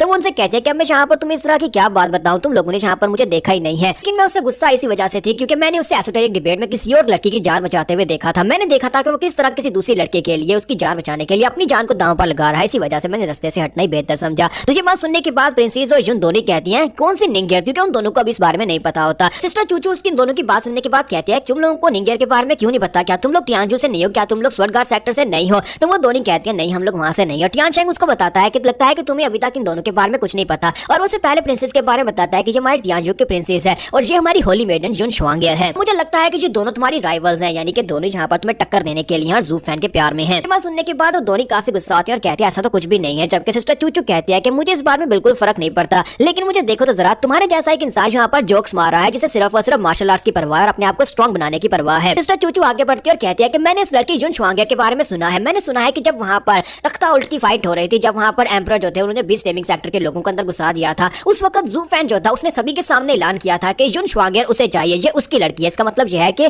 वो इसके प्यार में है। तो वो कहती है नहीं नहीं ऐसी कोई बात नहीं है, वो तो सिर्फ और सिर्फ मुझे यहाँ पर यूज कर रहा है। उसके बाद मुझे पता चला, हालांकि उस वक्त मुझे भी ऐसा लगा था कि जू फैन मुझे बचाने के लिए ये कह रहा है कि मैं उसकी हूँ, लेकिन उसके बाद मुझे पता चला कि वो सिर्फ और सिर्फ मुझे इस्तेमाल करना चाहता है। तो ये बात सुनने के बाद लड़कियां कहती हैं क्या वो इतनी खूबसूरत लड़की को सिर्फ और सिर्फ यूज कर रहा है। आखिर वो डीमन इतना ज्यादा पत्थर दिल कैसे हो सकता है। जबकि जालकुकड़ा फिर से वहां पर बीच में बोल पड़ता चलाकर कहता है कि देखा तुम लोगों ने सुना ना, मैंने कहा था ना कि डिमोनिक कल्टीवेटर्स हमेशा ही बहुत ज्यादा बुरे होते हैं। यहाँ पर मासूम लड़कियों का नाजायज फायदा उठा रहा है। साथ ही वो किंग चैंग से कहता है कि किंग चैंग मुझे लगता है कि तुम्हें ज़ू फैन से दूर रहना चाहिए। अगर वो यहाँ पर मासूम लड़कियों का फायदा उठा सकता है तो फिर वो तुम्हारे साथ भी ऐसा कर सकता है। मुझे लगता है कि तुम्हें उसके साथ इस तरह की दोबारा प्यार भरी बातें नहीं करनी चाहिए। जबकि किंग चैंग से कहती है कि यंग मास्टर प्लीज तुम तो शांति रहो, तुम उसे इतना नहीं जानते जितना मैं उसे जानती हूँ। मैं तो बस यहाँ पर ये चाहती हूँ कि वो सेफ रहे। अगर वो सेफ रहेगा तो भी मैं यहाँ पर शांत रहूंगी, मुझे यहाँ पर मन की शांति रहेगी। मुझे तो इस बात से भी परवाह नहीं है कि वो मुझे इस्तेमाल करना चाहता है। अगर वो यहाँ पर मुझे इस्तेमाल करना चाहता है तो वो इस्तेमाल कर सकता है, लेकिन अगर वो यहाँ पर बिना बताए मुझे छोड़ देता है तो फिर मुझे इस बात का बहुत ज्यादा डर लगता है कि वो बिना बताए मुझे छोड़कर चला जाए और मुझे ये भी ना बताया कि अब मेरा कोई यूज नहीं रहा। बस सुनने के बाद सभी लड़कियों को झटका लगता है। तो वो कहती है कि आखिर इन दोनों का रिलेशनशिप ऐसा कैसे हो सकता है कि ये लड़की यानी कि सिस्टर चूचू इतनी खूबसूरत और इतनी स्पेशल फिजिक के साथ ये कह रही है कि अगर वो इस्तेमाल करना चाहता है तो इस्तेमाल कर सकता है और इस बात की परवाह भी नहीं है। कहीं पर हमारे सियाने मास्टर जुन जो होते हैं वो भी बीच में बोल पड़ते हैं और कहते हैं देखो तो जरा हमारी मासूम सी लड़की उस डिमोनिक कल्टीवेटर के प्यार में पागल हो चुकी है। जबकि रूहा उसे कहते हैं कि जूनियर सिस्टर मुझे लगता है कि उसने तुम्हारे पर कोई काला जादू कर दिया जिसकी वजह से तुम तो उसके प्यार में पागल ही हो गई हो। वो तुम्हें यूज कर रहा है और तुम यहाँ पर उसके बारे में इस तरह की बातें कर रही हो। मिस्टर चूचू उनसे कहते हैं कि मैं यहाँ पर जो कुछ भी कर रही हूँ अपनी मर्जी से कर रही हूँ। साथ ही वो दोनों लड़कियों से भी कहती है कि मुझे पता है कि तुम दोनों उसकी साइड के ऊपर रहना चाहती हो, लेकिन अगर तुम दोनों उसकी साइड के ऊपर रहना चाहते हो तो तुम्हें यहाँ पर इस बारे में पता होना चाहिए कि निंगियर के साथ क्या हुआ था। तो वो दोनों से कहती है कि हमें बस इतना पता है, लू क्लैन से हमने सुना है कि निंगियर के साथ एसोटेरिक डिबेट में क्या हुआ था और बस ये भी कहानी सुनाती नहीं है, बस स्किप कर देती है और उनसे कहती है। तो वो सभी जो होती है वो सुनने के बाद कहती है हाँ क्या वाकई में ऐसा हुआ था क्या, निंगियर के साथ ऐसा हुआ था। तो चूचू उनसे कहती है कि उस दिन मुझे पता चला था, हालांकि इसका चेहरा बहुत ज्यादा स्टोन फेस है यानी कि ये बहुत ज्यादा कोल्ड हार्टेड है, लेकिन मुझे पता चला कि ये अंदर से जिंदा है और किसी के लिए फीलिंग्स रखता है। लेकिन उस दिन मुझे एक और बात पता चली कि अगर यहाँ पर किसी के साथ कोई थोड़ी सी फीलिंग भी रखेगा तो इसकी पाथ में हम लोग रुकावट बन जाएंगे, क्योंकि इसका रास्ता बहुत ज्यादा क्रूल है। एक डिमोनिक कल्टीवेटर है और ये जिन हाइट्स के ऊपर जाना चाहता है वहां पर उसे फीलिंग्स जो पहुंचने नहीं देंगी। इसी वजह से मैंने उसे दूर रहने का फैसला किया, इसी वजह से मैंने उसे छोड़ दिया ताकि कभी निंगियर की तरह दोबारा कोई मुझे यूज करते हुए ज़ू फैन को यहाँ पर उसी हालत में ना पहुंचा दे जिस हालत में वो निंगियर की वजह से पहुंच गया था। अगर मैं उसके साथ नहीं भी हूँ तभी मैं इस बात से बहुत ज्यादा खुश हूँ कि वो मेरी वजह से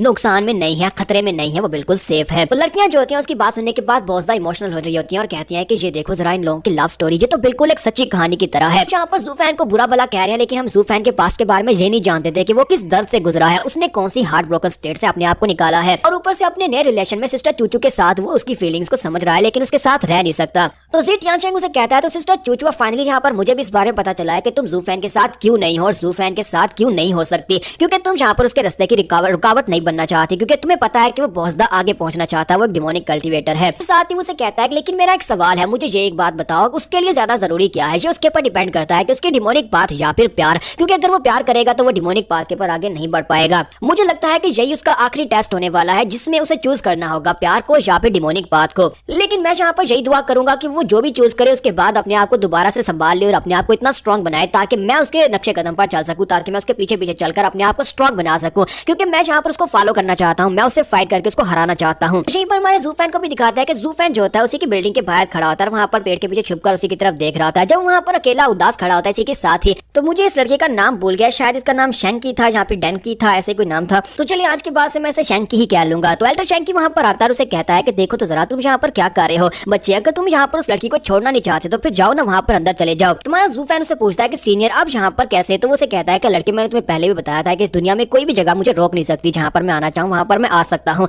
लेकिन लगता है कि तुम्हें इस बात से कोई मसला है कि तुम्हारे पीछे से अचानक कोई निकल कर आया और तुमसे बात करे। तो ज़ू फैन कहता है कि नहीं मुझे कोई मसला नहीं है और इसी के साथ ही वो उससे पूछता है मुझे एक बात तो बताओ, आखिर इस दुनिया में प्यार एग्जिस्ट क्यों करता है, आखिर लोग यहाँ पर प्यार करते ही क्यों है, क्योंकि प्यार हमेशा लोगों के जिंदगी को जीने का नजरिया बदल देता है। साथ ही उसे मशवरा देते हुए कहता है कि लड़की अगर वाकई में तुम इस लड़की को पसंद करते हो तो फिर जाओ ना जाकर उस लड़की को अचीव कर लो, उसको हासिल कर लो, आखिर तुम यहाँ पर कब तक इस लटके हुए चेहरे के साथ उदास खड़े रहोगे। तुम्हारा ज़ू फैन कहता है कि सीनियर प्लीज यहाँ पर मेरे साथ मजाक मत करें, आपको पता है कि मैं एक डिमोनिक कल्टीवेटर हूँ और मैं कोई फीलिंग्स बिल्कुल भी नहीं रख सकता। तो वो उसे कहते हैं कि हाँ मुझे ये बात अच्छी तरह से पता है, क्योंकि तुम्हारे पास पहली यहाँ पर 2 लड़कियां हैं और तुम्हारा काम चल रहा है, तो फिर तुम्हें तीसरी की जरूरत ही क्यों है, बस तुम उसे दूर से देखकर अपनी मन की शांति कर रहे हो। तो ज़ू फैन कहता है कि सीनियर मैंने आपसे कहा ना कि यहाँ पर जोक्स तो मत मारे, ऊपर से इस तरह का गंदा जोक तो बिल्कुल भी मत मारे। तो हमारा ज़ू फैन उन्हें बताता है कि मेरे कहने का मतलब ये था कि मैं एक डिमोनिक कल्टीवेटर कल्टीवेटर और डिमोनिक कल्टीवेटर के रास्ते में अगर इमोशंस आ जाते हैं तो वो कभी आगे नहीं बढ़ पाता, क्योंकि डिमोनिक कल्टीवेशन में आपको बहुत ज्यादा जालिम बनना पड़ता है, आपको इमोशनलेस बनना पड़ता है, तभी आप आगे बढ़ पाते हैं। इसी वजह से मैं जहाँ पर उस लड़की का बोझ क्यों उठाऊं जबकि, क्योंकि मुझे लगता है कि अगर मैं जहाँ पर उसके प्यार में पड़ जाता हूँ तो वो कभी मेरी कमजोरी बन जाएगी। तो सीनियर उसकी बातें समझ रहे होते हैं, क्योंकि सीनियर खुद भी यहाँ पर किसी लड़की की वजह से इस हालत में पहुंचे हैं कि यहाँ पर पी का टल्ली हो रहे होते हैं। तो सीनियर उसे कहता है तो फिर लड़के तुम यहाँ पर खड़े क्या कर रहे हो, मुझे लगता है कि तुम्हारे अंदर जो भी बचा कुचा इमोशन है सभी को मार डालो, उस लड़की का नाम भी मिटा दो, यहाँ पर से जाओ जाकर एक डिमोनिक कल्टीवेटर बनो, एक महान डिमोनिक कल्टीवेटर बनो। बातें तुम यहाँ पर डिमोनिक कल्टीवेटर बनने की कर रहे हो और खड़े तुम उस लड़की की खिड़की के बाहर और उसे अंदर से झांक कर देख रहे हो क्या वो ठीक भी होगी या नहीं।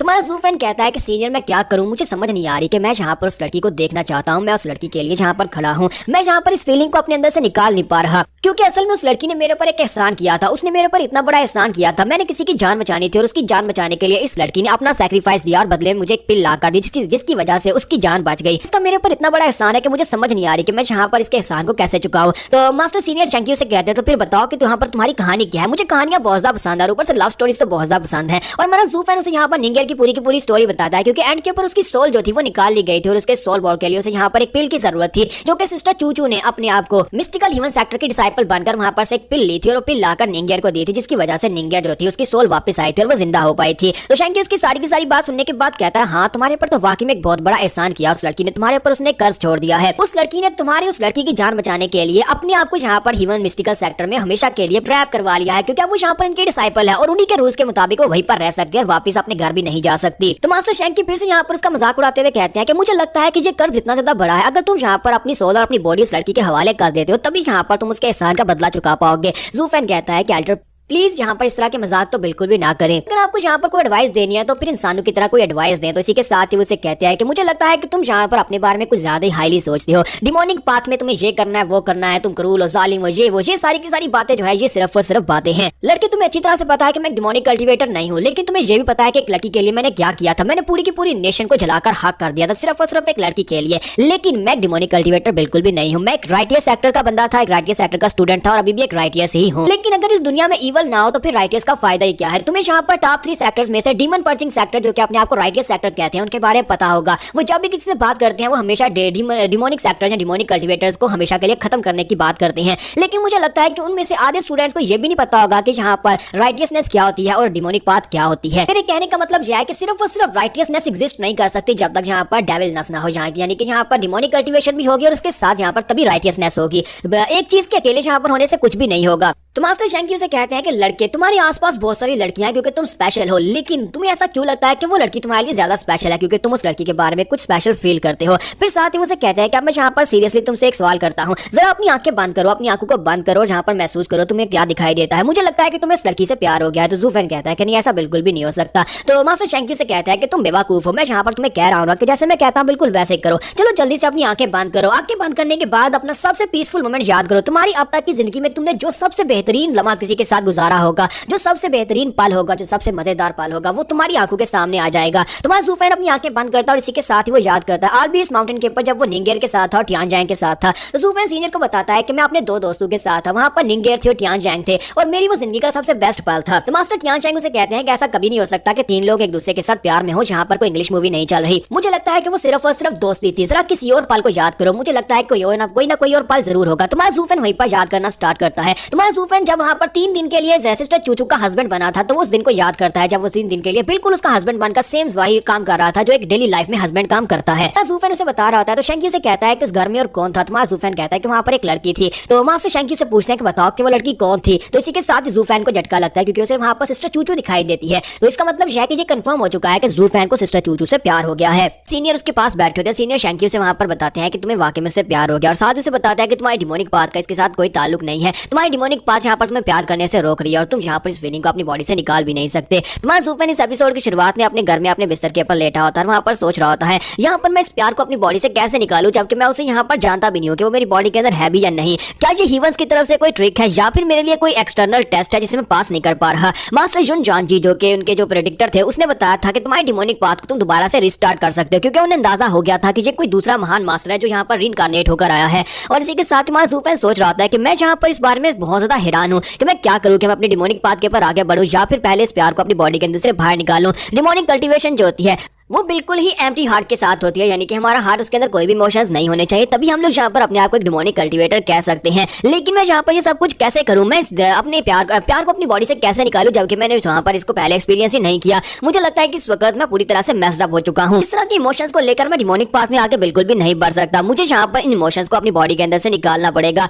लेकिन फिर मुझे यहाँ पर ये ख्याल आता है कि ये जो इमोशंस है ये बहुत ज्यादा प्योर है, इसी वजह से यहाँ पर ट्रू लव खिला रहा है। ट्रू लव ऐसा लव होता है जिसे बॉडी के अंदर से निकाला नहीं जा सकता। चाहे आप यहाँ पर अपने चाहने वाले से अलग ही क्यों ना हो, लेकिन आप उस प्यार को अपनी बॉडी से नहीं निकाल सकते, अपने दिमाग अपने दिल से नहीं निकाल सकते। बॉडी का मतलब यही है। पर ज़ूफैन तो वाकई में बेचारा काफी ज्यादा परेशान हालत में बैठा होता है, वहाँ पर सोच रहा होता है कि मैं डिमोनिक कल्टीवेटर और मुझे इसी तरह आगे बढ़ना है। लेकिन मैं यहाँ पर इमोशंस के हाथों यहाँ पर कैद होकर रह गया हूँ और बहुत ज्यादा डिप्रेस्ड हूँ। और इसी के साथ उसे बाहर से आवाज आती है। मास्टर यांग जो होते हैं वो चिल्लाते हुए अंदर की तरफ आ रहे होते हैं और कहते हैं कि यहाँ पर फिर से एक डार्क हॉर्स आ गया। लगता नहीं है कि हम लोग इस बार भी यहाँ पर अपर 3 सेक्टर्स तक पहुंच पाएंगे। हमारे लिए तो मिडिल 3 सेक्टर्स की फाइट को जीतना ही पॉसिबल नहीं रहा, क्योंकि यहाँ पर मिडिल 3 सेक्टर्स में भी काफी ज्यादा पावरफुल लोग हैं। और वो दरवाजा खोलकर अंदर आते हैं और कहते हैं कमीने कहीं के, तुम यहाँ पर क्या कर रहे हो? दिन के वक्त तुम क्यों सो रहे हो? तुम्हें तो इस वक्त फाइट देखने के लिए वहाँ पर स्टेज के ऊपर आना चाहिए था। अगर तुम वहाँ पर स्टेज के ऊपर होते और मिडिल 3 सेक्टर्स की फाइट को तुमने देखा होता तब तुम्हें पता चलता कि वहाँ पर ये फाइट हमारे लिए कितनी ज्यादा जरूरी थी। तुम्हें उस मैच को वहाँ पर आकर देखना चाहिए था, तब भी तुम यहाँ पर एक बेहतर स्ट्रेटजी बना सकते थे। ज़ूफैन उसे कहता है कि मिडिल 3 सेक्टर्स की फाइटिंग के चैलेंज को देखकर मैं क्या करूंगा, और हमारी फाइट तो कल होने वाली है ना मिडिल 3 सेक्टर्स के साथ, तो फिर मेरे वहाँ पर क्या काम था? तो उसे कहते हैं कि लड़के, अगर तुम वहाँ पर होते तो तुम भी यहाँ पर इस बारे में हैरान होते कि वहाँ पर क्या हुआ है। मैं तुम्हें स्टेज के बारे में बताऊंगा ना तो तुम सुनकर बहुत ज्यादा हैरान होने वाले हो।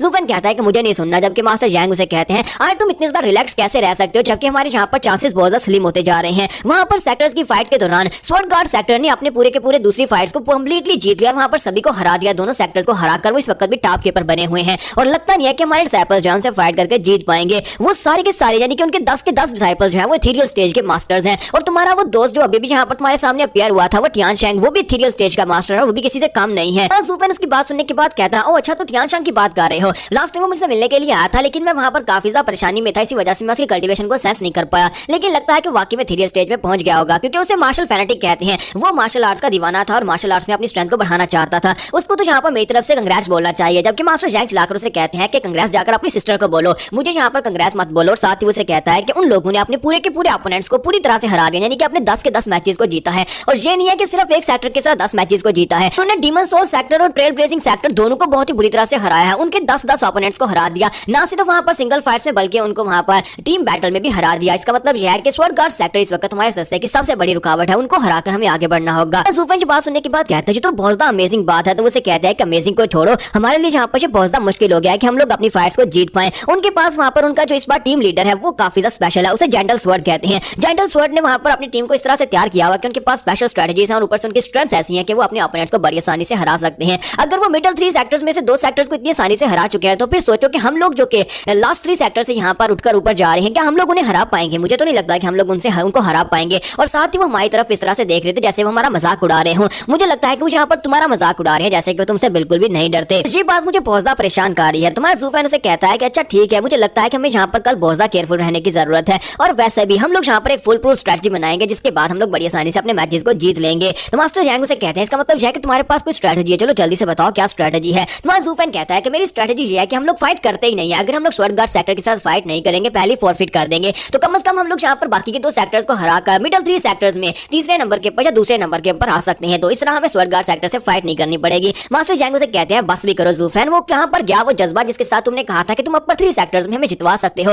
तुम यहाँ पर हमें अपर 3 सेक्टर्स में टॉप के ऊपर पहुंचा सकते हो। ज़ूफैन कहता है कि मास्टर यांग आप ये तो मत कहें, क्योंकि ये सारी की सारी बातें तो आपकी थी जो आप मेरी माउथ फीडिंग कर रहे थे। आप मुझे यहाँ पर ये सारी की सारी बातें कह रहे थे कि हमें अपर 3 सेक्टर्स में पहुंचना है, लेकिन मैंने यहाँ पर ऐसा कुछ भी नहीं कहा था। साथ ही हमारा ज़ूफैन सोच रहा था कि इस वक्त मैं काफी बड़ी टेंशन में, मुझे यहाँ पर कोई मैचेस जीतने से ज्यादा जरूरी ये है कि मुझे कौन सी पाथ को चूज करना है, अपनी बॉडी से इमोशंस को कैसे निकालना है। इस वक्त मैं ज्यादा बड़ी टेंशन में हूँ, ये लोग खुद ही अपना कोई फैसला कर लेंगे, खुद यहाँ पर सोचकर कोई ना कोई इसका हल निकाल लेंगे। इसी के साथ ही दरवाजा खुलता है, वहाँ पर से कोई लैंग अंदर आता है और कहता है कि मास्टर जैंग इस वक्त ट्रेल ब्लेजिंग सेक्टर के लोग आपका बाहर इंतजार कर रहे हैं, वो आपसे मिलना चाहते हैं। तो ये बात सुनने के बाद मास्टर जैंग कहता है कि उन कमीनों को भी यही टाइम मिला था हमसे मिलने का, हम लोग पिछले 2 हफ्तों से यहाँ पर आकर रह रहे हैं, लेकिन इससे पहले तो वो हमसे मिलने के लिए नहीं है और आज यहाँ पर अचानक हमसे मिलने के लिए आ गए। फिर साथ ही वो ज़ूफैन से कहता है अच्छा ठीक है, मैं उनसे मिलकर आता हूँ, तुम यहीं पर है ना, जाना मत, मैं वापस आकर तुमसे बात करूंगा। और उनके वहाँ पर चले जाने के बाद ज़ूफैन कुईलैंग से कहता है कुईलैंग अंदर आ जाओ, मुझे तुमसे बात करनी है। कुईलैंग कहता है हाँ बटलर ज़ू बताएं आपको क्या चाहिए। तो ज़ूफैन से पूछता है कुईलैंग मुझे एक बात तो बताओ, ये प्यार क्या होता है, क्योंकि मुझे पता है कि तुमने किसी से प्यार किया है, वरना वहाँ पर यंग मास्टर यून के तुम्हें कुछ कहने के बाद तुम मैच को फॉरफिट नहीं करते। मुझे लगता है कि उसने तुमसे उसी लड़की के बारे में बात की थी जिससे तुम बहुत ज्यादा प्यार करते थे, इसी वजह से तुमने मैच को क्विट किया था। तो वो कहता है हाँ सर यही बात बात है। और प्यार जो होता है ना, जो बहुत ज्यादा सुंदर चीज होती है। हमारा ज़ूफेन कहता है, ओए बस बस ठहरो जरा, ब्रेक पे पाँव रखो। यहाँ पर मैंने तुम्हें ये नहीं बोला कि मुझे प्यार के बारे में कविता सुनाना शुरू कर दो। मैं बस ये जानना चाहता हूँ कि तुम एक डिमोनिक कल्टीवेटर हो, फिर तुमने प्यार क्यों चूज किया। तो वो आगे से हैरान हो जाता है, क्योंकि कोई लाइन बेचारा डम से होता है, उसे पता ही नहीं है कि वो यहाँ पर क्या बात कर रहा है। तो उसे कहता है कि बटलर ज़ूफेन, यहाँ पर डिमोनिक कल्टीवेशन का प्यार से क्या ताल्लुक है। प्यार एक ऐसी चीज होती है जो कि कहीं से भी आपकी बॉडी के अंदर घुस जाती है, और जब आपके दिल के अंदर वो चली जाती है तो उसके बाद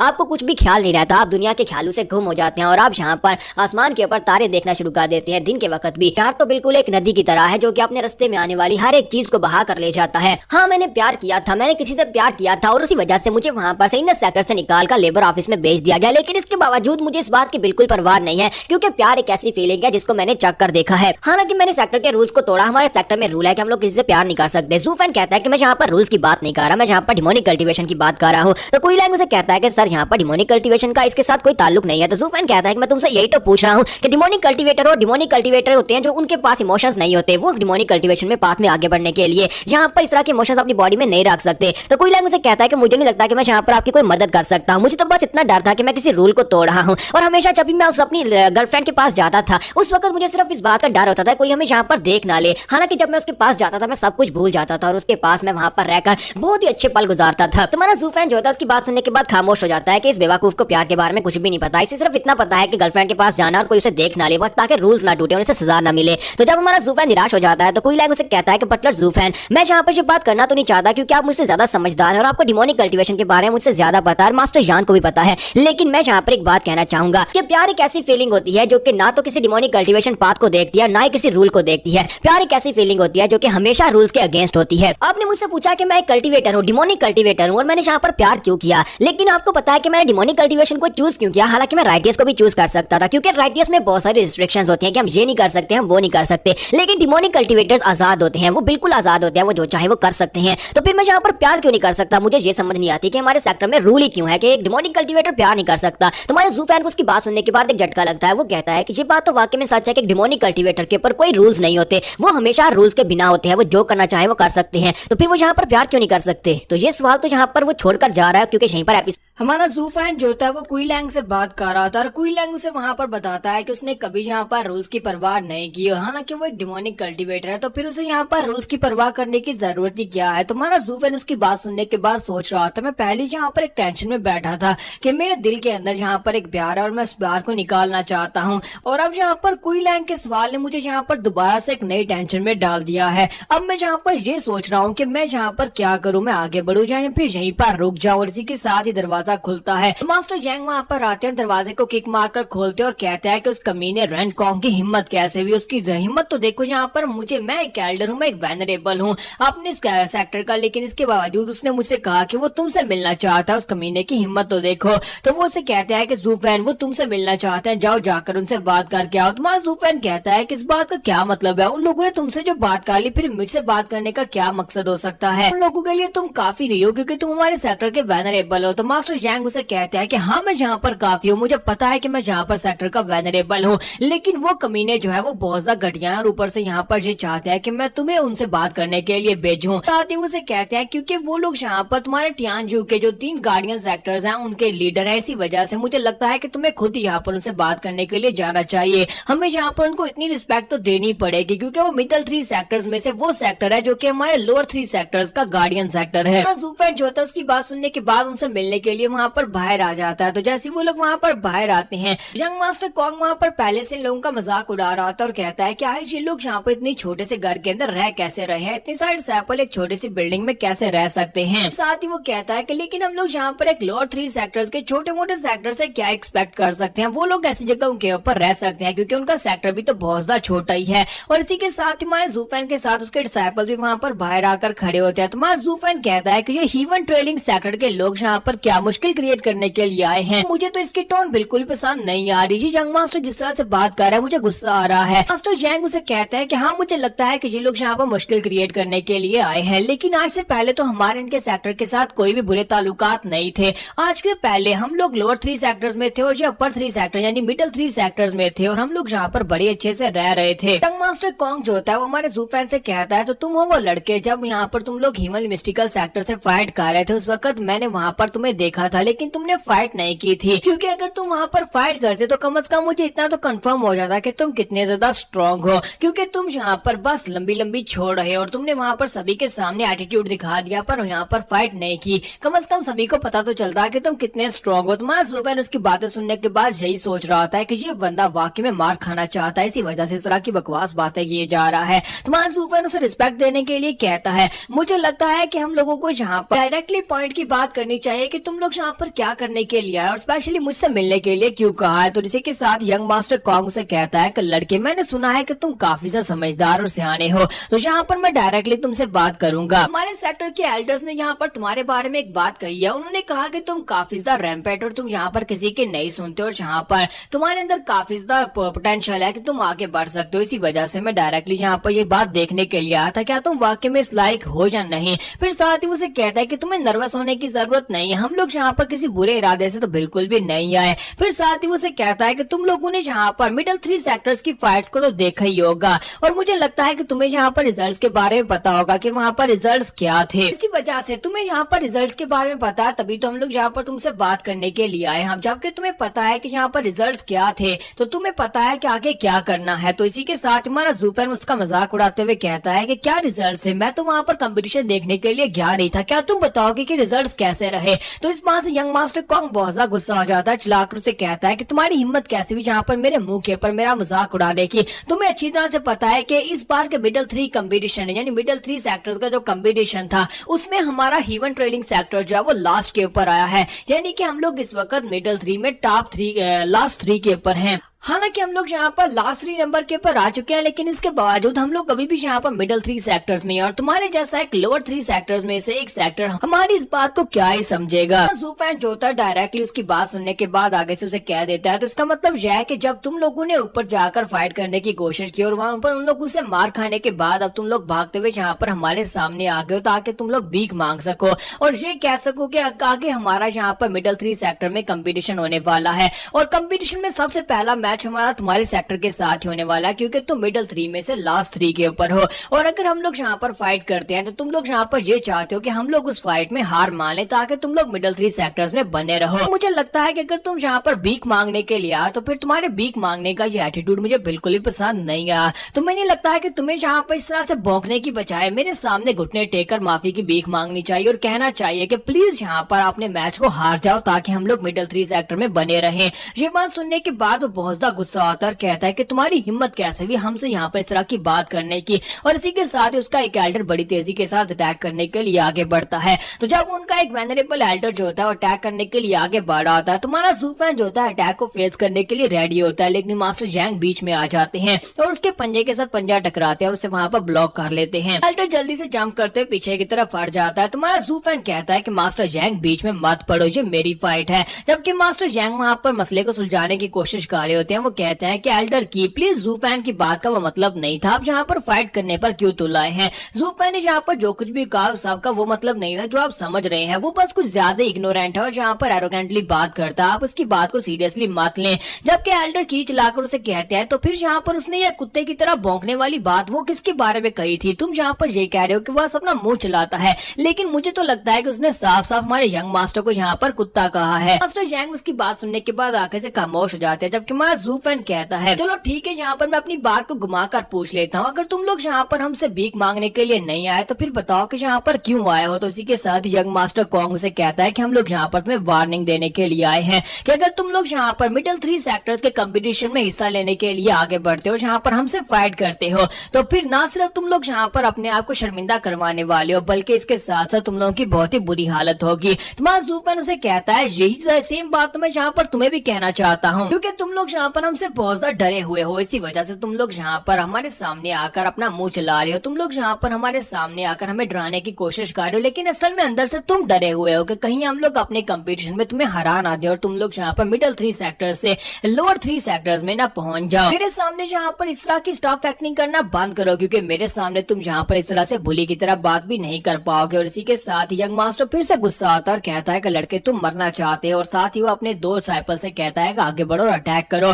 और उसके दो साथी जो होते हैं वो आगे बढ़ते हैं और जाकर अटैक करते हैं। दोनों वहां पर कंबाइन अटैक करते हैं, एक की पावर को देता है और दूसरा वहां पर टेक्निक को यूज करता है। तुम्हारे ज़ूफेन के डिसाइपल जो होते हैं वो पीछे खड़े होते हैं, तो इसकी का अटैक इतना पावरफुल होता है कि वो सारे डिसाइपल जो होते हैं उसके साथ हिट होने के बाद पीछे गिर जाते हैं। तुम्हारा ज़ूफेन कहता है कि ये लोग तो कंबाइन अटैक में माहिर हैं। इसी के साथ यंग मास्टर कॉन्ग पीछे की तरफ मुड़ जाता और कहता है कि ये तुम्हारे लिए एक वार्निंग है, अगर तुम लोग यहाँ पर स्टेज के ऊपर आते हो और हमसे फाइट करने का फैसला करते हो तो फिर उसके बाद तुम सभी लोग अपनी मौत के जिम्मेदार खुद होने वाले हो, क्योंकि हम लोग किसी के ऊपर भी तरस नहीं खाने वाले। और वो लोग वहाँ पर से चले जाते हैं। उन सभी के वहाँ पर से चले जाने के बाद हमारा ज़ूफेन कहता है कि क्या तुम यहाँ पर इन लोगों को फेस देने की बात कर रहे थे, यानी इन लोगों को इज्जत देने की बात कर रहे थे और मुझे यहाँ पर इनसे मिलने के लिए बुलाया था। तो मास्टर जैंग उसे कहता है कि ज़ूफेन, मैं यहाँ पर इनको मेरी जूती फेस देती है, मैं तो यहाँ पर इनकी बिल्कुल भी परवाह नहीं करता। ये बहुत ही जल्दी हम लोग यहाँ पर मिडिल 3 सेक्टर में हो जाएंगे और ये लोग जो है ये लोअर 3 सेक्टर में पहुंच जाएंगे। उसके बाद इन्हें हमें रिस्पेक्ट देनी पड़ेगी। और साथ ही उसे कहता है कि ये लड़का जो यहाँ पर तुम्हारे सामने खड़ा था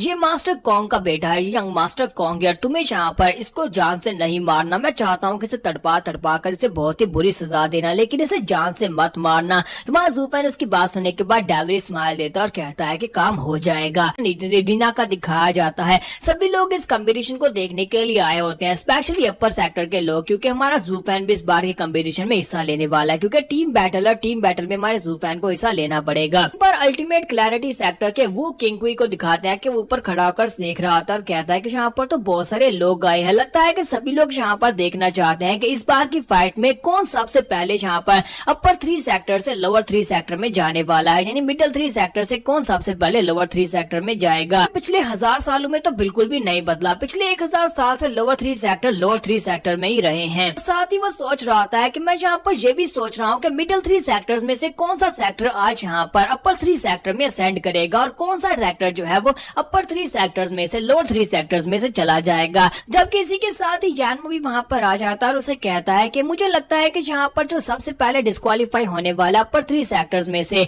यूनिवर्सल राइटियस सेक्टर यानी कि डीमन पर्च सेक्टर ही हो सकता है, क्योंकि वो राइटियस सेक्टर है लेकिन वो हमेशा से बहुत ज्यादा कमजोर रहा है। जब भी यहाँ पर कंपटीशन होता है, इस कंपटीशन में सिर्फ और सिर्फ 2 ही अपर सेक्टर्स होते हैं जो यहाँ पर आपस में फाइट करते हैं। वो एक हीलियन फ्लेम सेक्टर होता है, दूसरा तुम्हारा अल्टीमेट क्लैरिटी सेक्टर होता है, जबकि यूनिवर्सल सेक्टर के लोग जब हमेशा एंड के ऊपर ही रहते हैं। और मुझे लगता है कि इस बार गार्ड सेक्टर के लोग जो है वो उन्हें पीछे ही धकेल देंगे और वो लोग मिडिल 3 सेक्टर में पहुंच जाएंगे, जबकि वो लोग अपर 3 सेक्टर में पहुंच जाएंगे। वो किंग से कहता है क्या तुम्हें वाकई में लगता है कि इस बार ऐसे ही होने वाला? तो यानमो से कहता है कि इस बार हो भी क्या सकता है, तुम्हें नहीं लगता कि हर जगह के ऊपर यहाँ पर डीमन पर्जिंग की बात करते रहते हैं, लेकिन असल में यूनिवर्सल राइटियस सेक्टर के लोग बहुत ज्यादा कमजोर हैं और स्वर्ड गार्ड लोगों ने यहाँ पर अपनी जो पावर्स दिखाई है मुझे लगता है कि बड़ी आसानी से अपर 3 सेक्टर में पहुंच जाएंगे। जब किसी के साथ ही जीलिन वहाँ पर बीच में बोल पड़ता है और उसे कहता है कि मुझे इस बात से फर्क नहीं पड़ता कि कौन सा सेक्टर यहाँ पर पहले नंबर पर आएगा और कौन सा सेक्टर लास्ट के ऊपर चला जाएगा, चाहे हमारे सेक्टर यहाँ पर लोअर 3 सेक्टर में क्यों ना पहुंच जाए। मैं तो बस यहाँ पर उस लड़के ज़ूफेन से फाइट करना चाहता हूँ, मैं बस यहाँ पर इंतजार कर रहा हूँ कब हम दोनों की यहाँ पर फाइट होने वाली है। यानमो से कहता है कि मुझे लगता है कि मुझे यहाँ पर तुमसे पहले फाइट कर लेनी चाहिए, तुम्हें उस लड़के ज़ूफेन से फाइट करने की कुछ ज्यादा इचिंग हो रही है। तो शीलिन से कहता है कि तुम और मुझसे फाइट करोगे लेकिन तुम इस लायक नहीं हो कि तुम मुझसे फाइट कर सको। और ये बात सुनने के बाद यानमो काफी गुस्सा आता है, जबकि वो किंग की वहाँ पर हंसना शुरू कर देता है और कहता है कि जूनियर की बातों के ऊपर ध्यान मत दो।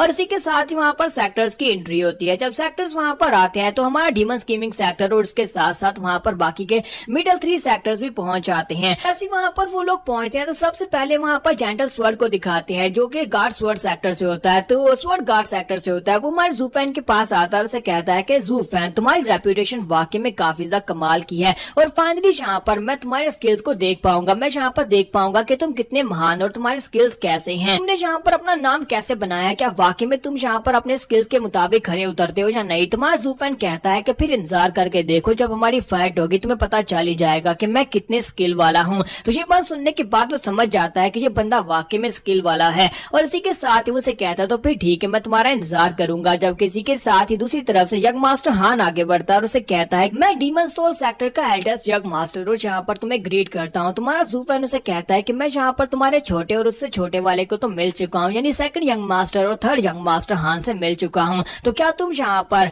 फर्स्ट यंग मास्टर हान हो? तो वो कहता है कि नहीं, असल में ऐसी बात नहीं है, असल में मेरा नाम यहाँ पर हान जुनफेंग है, क्योंकि हमारे सेक्टर में एक रूल है, हमारे डैड यहाँ पर सिर्फ और सिर्फ उसे यहाँ पर सेक्टर का नाम देते हैं, उसे एक नाम देते हैं जो कि सबसे ज्यादा स्ट्रॉन्गेस्ट होता है, और क्योंकि तीनों भाइयों में से मैं सबसे ज्यादा स्ट्रॉन्गेस्ट हूँ, इसी वजह से मुझे यहाँ पर एक नाम मिला है। मेरा नाम हान जुनफेंग है, जबकि बाकी दोनों को यहाँ पर सिर्फ यंग मास्टर हान और यंग मास्टर हान ही कहा जाता है। ज़ूफेन उसकी बात सुनने के बाद कहता है कि तुम्हारा फादर तो कुछ ज्यादा ही जालिम है, लेकिन फिर भी यहाँ पर तुम लोग क्योंकि डीमन सोल सेक्टर यानी डिमोनिक सेक्टर हो, तो फिर मुझे लगता है कि वो एक डिमोनिक सेक्टर के एल्डर होने के लायक है कि उन्होंने यहाँ पर अपने बच्चों को नाम भी नहीं दिए, सिर्फ और सिर्फ उसे नाम देने का हक है, जो कि यहाँ पर ज्यादा स्ट्रॉन्गेस्ट है। और इसी के साथ ही यंग मास्टर हान जुनफेंग उसे कहता है कि मैं यहाँ पर तुमसे फाइट करने के बारे में सोच रहा था कि डबल ड्रैगन गैदरिंग में तुमसे फाइट कर सकूं, लेकिन अफसोस क्या मुझे लगता है कि मुझे इस बारे में दोबारा सोचना होगा, कि मुझे अच्छी तरह से पता है कि हम लोग यहाँ पर तुमसे फाइट करके जीत नहीं सकते, तो फिर मुझे यहाँ पर बेकार की फाइट मोल लेने का क्या फायदा। तो हम लोग यहाँ पर अगर हमारी फाइट होती है तो हम लोग विड्रॉ करना बेहतर समझेंगे। हम लोग अच्छी तरह से जानते हैं कि हमारी पहले से तुम्हारे साथ तुम्हारे डीमन स्कीमिंग सेक्टर के साथ एक डिस्प्यूट चल रही है, और अगर तुम लोग यहाँ पर हमें चैलेंज करना चाहो तो हम लोग यहाँ पर से रिफ्यूज ही करेंगे, हम तुम्हारे चैलेंज को बिल्कुल भी एक्सेप्ट नहीं करेंगे। तुम्हारा ज़ूफेन उसकी बात सुनने के बाद सोच रहा था कम से कम इसके पास दिमाग तो है, इसे पता है कि किसके साथ पंगा लेना और कब पीछे हटना है। तुम्हारा ज़ूफेन कहता है कि ये तो वाकई में एक सेक्टर लीडर बनने के लायक है, और इसी के साथ ही वो दूसरी तरफ देखता है जहाँ पर कॉन्गियर खड़ा होता है, तो वो कहता है कम से कम उस बेवकूफ जैसा तो बिल्कुल भी नहीं है। तुम्हारा ज़ूफेन उसकी तरफ देखने के बाद सोच रहा होता है कि हमेशा जब यहाँ पर फाइट होती है तो सबसे पहले इसी तरह के बेवकूफ मारे जाते हैं, और इसी के साथ ही वहाँ पर ऊपर की तरफ देखता है जहाँ पर हाई वेनरेबल्स बैठे होते हैं, तो दोनों मास्टर्स वहाँ पर पहुंच जाते हैं और दोनों मास्टर्स की तरफ देखता है और हल्का सा मुस्कुरा देता है। और इसी के साथ ही उनके जो रेफरी एल्डर होते हैं वो उनसे कहते हैं डबल ड्रैगन गैदरिंग के रूल्स के मुताबिक लास्ट कंपटीशन में ज्यादा पॉइंट्स मिस्टिकल ह्यूमन सेक्टर के लोगों के थे, इसी वजह से उन्हें यहाँ पर 1-to-1 कम्बैट करने का मौका दिया जाएगा, और वो लोग यहाँ पर मिडल 3 सेक्टर्स में से सबसे आखिर यानी टॉप के ऊपर जो सेक्टर है उसको चैलेंज कर सकते हैं, लेकिन क्योंकि उन लोगों ने यहाँ पर चैलेंज करने से मना कर दिया, इसी वजह से अब यहाँ पर डीमन स्कीमिंग सेक्टर को मौका दिया जाएगा, लेकिन वो लोग 1-on-1 बैटल नहीं कर सकते, उन्हें यहाँ पर एक कंबाइंड बैटल करनी होगी यानी कि टीम बैटल करनी होगी, जिसके लिए उन्हें यहाँ पर सैमसरा राम में भेजा जाएगा। जैसे वो वहाँ पर उससे पूछता है कि डीमन स्कीमिंग सेक्टर के लोगों बताओ क्या तुम लोग यहाँ पर कंपटीशन में हिस्सा लेना चाहते हो, क्या तुम ये फाइट करना चाहते हो। तुम्हारा ज़ूफेन कहता है हम लोग फाइट करना चाहते हैं, और उसके जितने डिसाइपल्स होते हैं सभी लोग वहाँ पर खुश होकर चिल्लाकर कहते हैं हम लोग फाइट करेंगे फाइट करेंगे फाइट करेंगे। ये बात सुनने के बाद यंग मास्टर कॉन्गियर जो होता है पहले तो काफी ज्यादा घबरा जाता है, फिर साथ ही वो कहता है मुझे लगता है कि इस बेवकूफ ने यहाँ पर हमारी बात नहीं सुनी, और वो अपने साथियों से कहता है कॉन्ग शान और कॉन्ग लिन तुम्हें पता है कि तुम लोगों को यहाँ पर क्या करना है। मैं चाहता हूँ कि कंपटीशन स्टार्ट होते ही दूसरी राउंड में जाने के साथ ही सबसे पहले इस लड़के को मार डालना। तो वो कहते हैं जी सर, जैसा आपने कहा बिल्कुल वैसा ही होगा, और इसी के साथ उनके लिए वहाँ पर दूसरी राउंड का दरवाजा ओपन किया जाता है। तो इन सभी को एक पोर्टल के जरिए से एक दूसरी लैंड के ऊपर भेजा जाएगा, एक माउंटेन के ऊपर भेजा जाएगा। तो जैसे वहाँ पर एल्डर उनके लिए दरवाजा ओपन करते हैं, उनसे कहा जाता है कि डीमन स्कीमिंग सेक्टर के दूसरी तरफ से मिडल 3 सेक्टर्स में से हीवन ट्रेलिंग सेक्टर के दोनों टीम बैटल होने वाली है, तो तुम लोग यहाँ पर अंदर इंटर हो सकते हो। तुम लोग वहाँ पर जाने के बाद जिससे चाहे उससे फाइट कर सकते हो, जब तक चाहे तब तक फाइट कर सकते हो, जब तक कि दोनों सेक्टर्स में से एक सेक्टर हार न मान ले। ज़ूफेन चौथा अपने साथियों के साथ जैसे वहाँ पर पोर्टल के सामने पहुंचता है तो कॉन्गियर उसके पास आता है और उसे कहता है कि मुझे लगता है कि तुम पहली बार इतनी बड़ी दुनिया को देख रहे होगे, क्योंकि तुम लोग तो यहाँ पर पहली बार आए हो, लेकिन मैं पहले यहाँ पर बहुत बार आ चुका हूँ और मेरे साथी भी, और हम लोग इस जगह को अच्छी तरह से जानते हैं, इसलिए वहाँ पर पहुंचने के बाद तुम्हारे छुपने के लिए कोई जगह नहीं बचेगी, और हम लोग यहाँ पर तुम्हें ढूंढ ढूंढ कर मारने वाले हैं, और छुपने का कोई फायदा भी नहीं है, हमें वो जगह तुम लोगों से ज्यादा बेहतर पता है। तुम्हारा ज़ूफेन उसे कहता है कि मैं यहाँ पर तुम्हारी बात तुम्हारे ऊपर ही उल्टी मारना चाहता हूँ। तुमने यहाँ पर कहा कि वहाँ पर छुपने का कोई फायदा नहीं है, क्योंकि तुम्हें उस जगह के बारे में अच्छी तरह से पता है। मैं यही बात तुमसे कहना चाहता हूँ कि अगर तुम्हें उस जगह के बारे में अच्छी तरह से पता है और अगर तुम जाकर किसी जगह के ऊपर छुप जाते हो तो फिर हमें वहाँ पर चूहे और बिल्ली का खेल खेलना पड़ेगा, और हमें वहाँ पर थोड़ा सा ज्यादा टाइम लगेगा, लेकिन इसके बावजूद हम तुम्हें चुन चुन कर मारेंगे, एक एक करके तुम्हें ढूंढ ढूंढ कर मारेंगे। और मुझे लगता है कि काफी अरसा हो गया है मुझे यहाँ पर एसोटेरिक डिबेट के बाद अब दोबारा यहाँ पर चूहे बिल्ली का खेल खेला जाएगा। जबकि यंग मास्टर कॉन्ग्रेन उसे कहता है ये तो अंदर जाने के बाद पता चलेगा कौन बिल्ली है और कौन चूहा है। वहाँ पर पहुँचने के बाद सबसे पहले हमारे ज़ूफेन की टीम पहुंचती है, तो ज़ूफेन वहाँ पर पहुंचने के बाद कहता है कि यहाँ की स्पिरिचुअल एनर्जी तो बहुत ज्यादा है, मुझे लगता है कि जितनी डबल ड्रैगन मैनर में थी उससे डबल यहाँ पर स्पिरिचुअल एनर्जी है। कहीं ऐसा तो नहीं है कि यहाँ पर जिस अरे फॉर्मेशन को पार करके हम लोग गए हैं वो अरे फॉर्मेशन यहाँ पर गार्ड स्टोन्स के साथ बनाई गई है, यानी कि यहाँ पर उनको हाई क्वालिटी के स्टोन्स के साथ बनाया गया है। हो सकता है कि वर्ल्ड क्रिस्टल्स की मदद से उसे बनाया गया हो। हमारा ज़ूफेन वहाँ पर यही अज्यूम करता है, और इसी के साथ ही दिखाते हैं कि पोर्टल के पीछे से उनके पीछे पीछे कॉन्गलिन और कॉन्गशान निकलते हैं, तो वो दोनों बड़ी तेजी के साथ जंप करते हुए बाहर निकलते हैं और ज़ूफेन की तरफ आगे बढ़ते हैं। तो उन्हें लगता है कि शायद वो ज़ूफेन के ऊपर अटैक करने लगे हैं, लेकिन वो जू फैन को अवॉइड करने के बाद बड़ी तेजी के साथ हमारे जू फैन के बाकी टीममेट्स की तरफ आगे बढ़ जाते हैं और उनकी तरफ आगे बढ़ने के बाद वहीं पर अपनी स्पेशल टेक्निक्स को यूज करते हैं। दोनों के पास सेम टेक्निक होती है, दोनों उसका उल्टा यूज करते हैं और दोनों क्योंकि कंबाइन अटैक करते हैं इसी वजह से उनकी टेक्निक्स काफी ज्यादा पावरफुल होती हैं। तो एक वहां पर फॉरेस्ट और एक माउंटेन टेक्निक को यूज करता है। दोनों वहां पर जब कंबाइन करते हैं तो फॉरेस्ट यानी माउंटेन जब वहां पर मिट्टी निकलती है तो मिट्टी के ऊपर ग्रीन कलर की एक शील्ड होती है जो फॉरेस्ट होती है और दोनों की टेक्निक इतनी पावरफुल होती है कि हमारे जू फैन के साथी जो होते हैं वहां पर उसे ब्लॉक करने की कोशिश करते हैं और वो उस टेक्निक के ऊपर अटैक भी करते हैं, लेकिन उस टेक्निक के ऊपर कोई भी अटैक काम नहीं करता। तो वो लोग कहते हैं कि ये क्या यहाँ पर ये जो ग्रीन कलर के ऊपर शील्ड है वो इन अटैक्स को बिल्कुल बेकार कर रही है और इसी के साथ ही वो लोग उसके साथ हिट होते हैं और सारे के सारे डिसाइपल एक ही अटैक के साथ ग्राउंड के ऊपर गिर जाते हैं। यहाँ पर अंदर जो कुछ भी होने वाला है वो सब कुछ बाहर भी दिखाया जाएगा। तो बाहर जो लोग खड़े होते हैं वो सभी लोग से देखकर काफी ज्यादा हैरान भी हो रहे होते हैं और साथ ही अपना अपना एनालिसिस कर रहे होते हैं। तो सबसे पहले यहाँ पर जेंडल स्वॉर्ड को दिखाता है कि जेंडल स्वॉर्ड कहता है कि मुझे लगता है कि इन दोनों की एबिलिटी काफी ज्यादा बेहतर है। ये दोनों यहाँ पर माउंटेन और फॉरेस्ट टेक्निक को यूज करते हैं। जब ये दोनों अपनी टेक्निक्स को कंबाइन करते हैं तो इनकी टेक्निक जो है वो काफी हद तक इनविंसिबल हो जाती है। इन लोगों ने हमारे खिलाफ भी यहाँ पर इसी टेक्निक को यूज किया था और हम लोगों को भी यहाँ पर इनकी टेक्निक को ब्रेक करने में काफी ज्यादा टाइम लगा था। इन दोनों का टीम वर्क बाकी में काफी ज्यादा कमाल का है और दोनों ट्विंस काफी ज्यादा अच्छे से परफॉर्मिंग करते हैं। और साथ ही वो टियानशेंग से पूछता है कि टियानशेंग बताओ कि तुम्हें क्या लगता है कि तुम्हारा वो पुराना दोस्त जू फैन उसे कितना टाइम लगेगा इनकी इस वाली स्पेशल अरे फॉर्मेशन यानी कि इनके कंबाइन अटैक को ब्रेक करने में कितना टाइम लगेगा। तो टियानशेंग उसे कहता है कि जू फैन एक मॉन्स्टर है जिसके पास अनइमेजिनेबल पावर है और जिसके टैक्टिक्स के बारे में कोई भी नहीं जानता कि वो कहां पर कौन सा टैक्टिक यूज करेगा। लेकिन काफी अरसे से मैंने जू फैन को देखा नहीं है तो मुझे नहीं पता कि इस वक्त उसका कल्टीवेशन लेवल क्या है और वो किस हद तक यहाँ पर अपने आप को स्ट्रॉन्ग बना चुका है। ये देखने के बाद ही पता चलेगा। तो इसी के साथ ही साइड के ऊपर से यंग मास्टर हान जुनफेंग निकल कर आता है और उनसे कहता है कि मुझे लगता है कि उन्हें तकरीबन 15 मिनट ही लगेंगे। तो जेंडल स्वॉर्ड उसे कहता है कि तुम्हें ऐसा क्यों लगता है कि ब्रदर, लगता है कि तुम्हें कोई ऐसा पता है जिसके बारे में हम लोग नहीं जानते। तो हान जुनफेंग उसे कहता है क्योंकि फर्स्ट मैच में जब इसने बीस टाइमिंग सेक्टर के ऊपर पंच मारा था उस वक्त मैं वहां पर खड़ा था,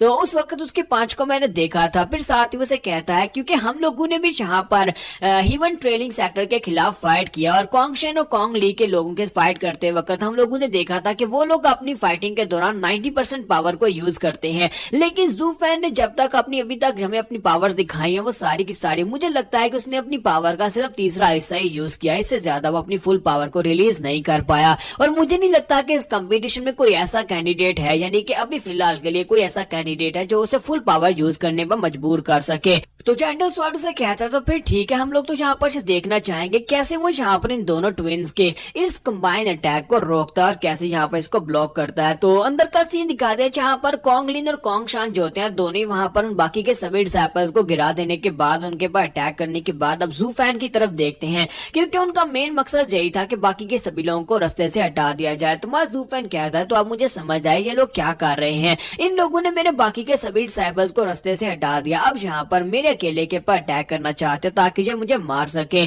तो ये तो काफी ज्यादा इंटरेस्टिंग है, काफी अरसे की बात कोई मुझे मारने की कोशिश कर रहा है। और इसी के साथ ही वो दोनों भाई जो होते हैं फिर से वहां पर अपनी स्पेशल टेक्निक्स को रिलीज करते हैं। एक वहां पर फॉरेस्ट को यूज करता है, दूसरा माउंटेन टेक्निक को यूज करता है। दोनों वहां पर ग्राउंड के अंदर से काफी सारी मिट्टी निकालते हैं और दूसरे ने उसको अपनी शील्ड के साथ कवर किया होता है और वहां पर एक बड़ा सा बफेलो बना लेते हैं। तो अपनी एनर्जी के साथ एक बड़ा सा बफेलो बनाने के बाद ख्याल में इसको बफेलो नहीं इसको बुल कहते हैं। तो वो बुल जो होता है बड़ी तेजी के साथ आगे की तरफ बढ़ता है, जबकि बाहर का सीन दिखाते हैं कि जुनफेंग कहता है कि मुझे लगता है कि ये दोनों ही काफी ज्यादा समझदार है जो इन्हें इतना कम से कम पता है कि जू फैन के खिलाफ यहाँ पर अलग टैक्टिक्स को यूज करना है। पहले उन लोगों ने यहाँ पर सीधा साधा माउंटेन टेक्निक को यूज किया था, लेकिन अब यहाँ पर उन्होंने अपनी एनर्जी के साथ वहां पर अपनी टेक्निक के साथ बुल बनाया है जिसके साथ वो जू फैन को हिट करने वाले हैं। जेंडल स्वॉर्ड उसे कहता है कि लेकिन जो भी हो मुझे लगता है कि इन दोनों के अटैक्स जो वाकई में काफी ज्यादा कमाल के हैं। मैं तो बस ये देखना चाहता हूँ कि जू फैन यहाँ पर इसको कैसे ब्लॉक करने वाला है। फिर साथ ही वो हान जुनफेंग से पूछता है कि बताओ कि तुमने तो वो पंच देखा था ना, मुझे बताओ कि क्या वो यहाँ पर फिर से उस पंच को यूज करेगा। तो हान जुनफेंग उसे कहता है कि जो देखने के बाद ही पता चलेगा कि यहाँ पर वो कौन सी टेक्निक को यूज करने वाला है।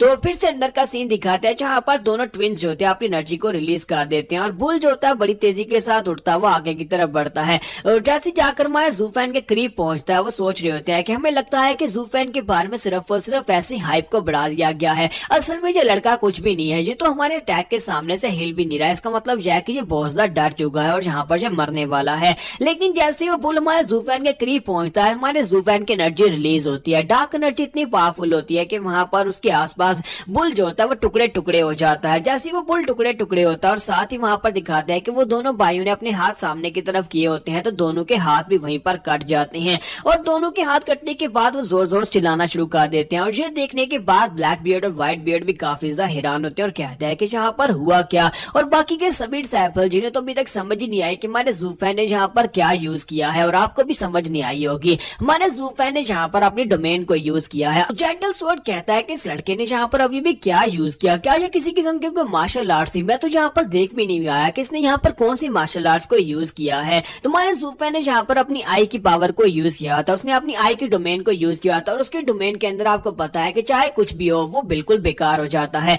और इसी के साथ ही दोनों ट्विंस जो होते हैं जल्दी से जंप करते पीछे की तरफ हटते हैं। तो कॉन्गशन जो होता है वो कॉन्गलिन से कहता है कॉन्गलिन जल्दी से भागो, लेकिन कॉन्गलिन बेचारे को काफी ज्यादा देरी हो जाती है भागने में और साथ ही अपनी बॉडी के ऊपर शील्ड को एक्टिवेट करता है और कहता है कि मैं यहाँ पर से फिलहाल के लिए भाग नहीं पाऊंगा। लेकिन हमारा जूफैन उसके करीब पहुंच जाता है, जाकर अपना हाथ उसकी बॉडी के अंदर डालता है, जाकर उसकी रीढ़ की हड्डी को पकड़ लेता है और उसे कहता है कि मुझे यहाँ पर तुम्हारी स्पाइन महसूस हो रही है। और साथ ही वो डेविली स्माइल देते हुए अपने हाथ को बाहर की तरफ खींचता है और उसकी पूरी की पूरी रीढ़ की हड्डी को बाहर निकाल देता है। जैसे हमारा जूफैन वहां पर ब्रूटली एक लड़के को मारता है, तो ये देखने के बाद यीलिन कहता है कि बहुत ज्यादा मजा आ गया, मुझे ऐसा ही तो ओपोनेंट चाहिए था।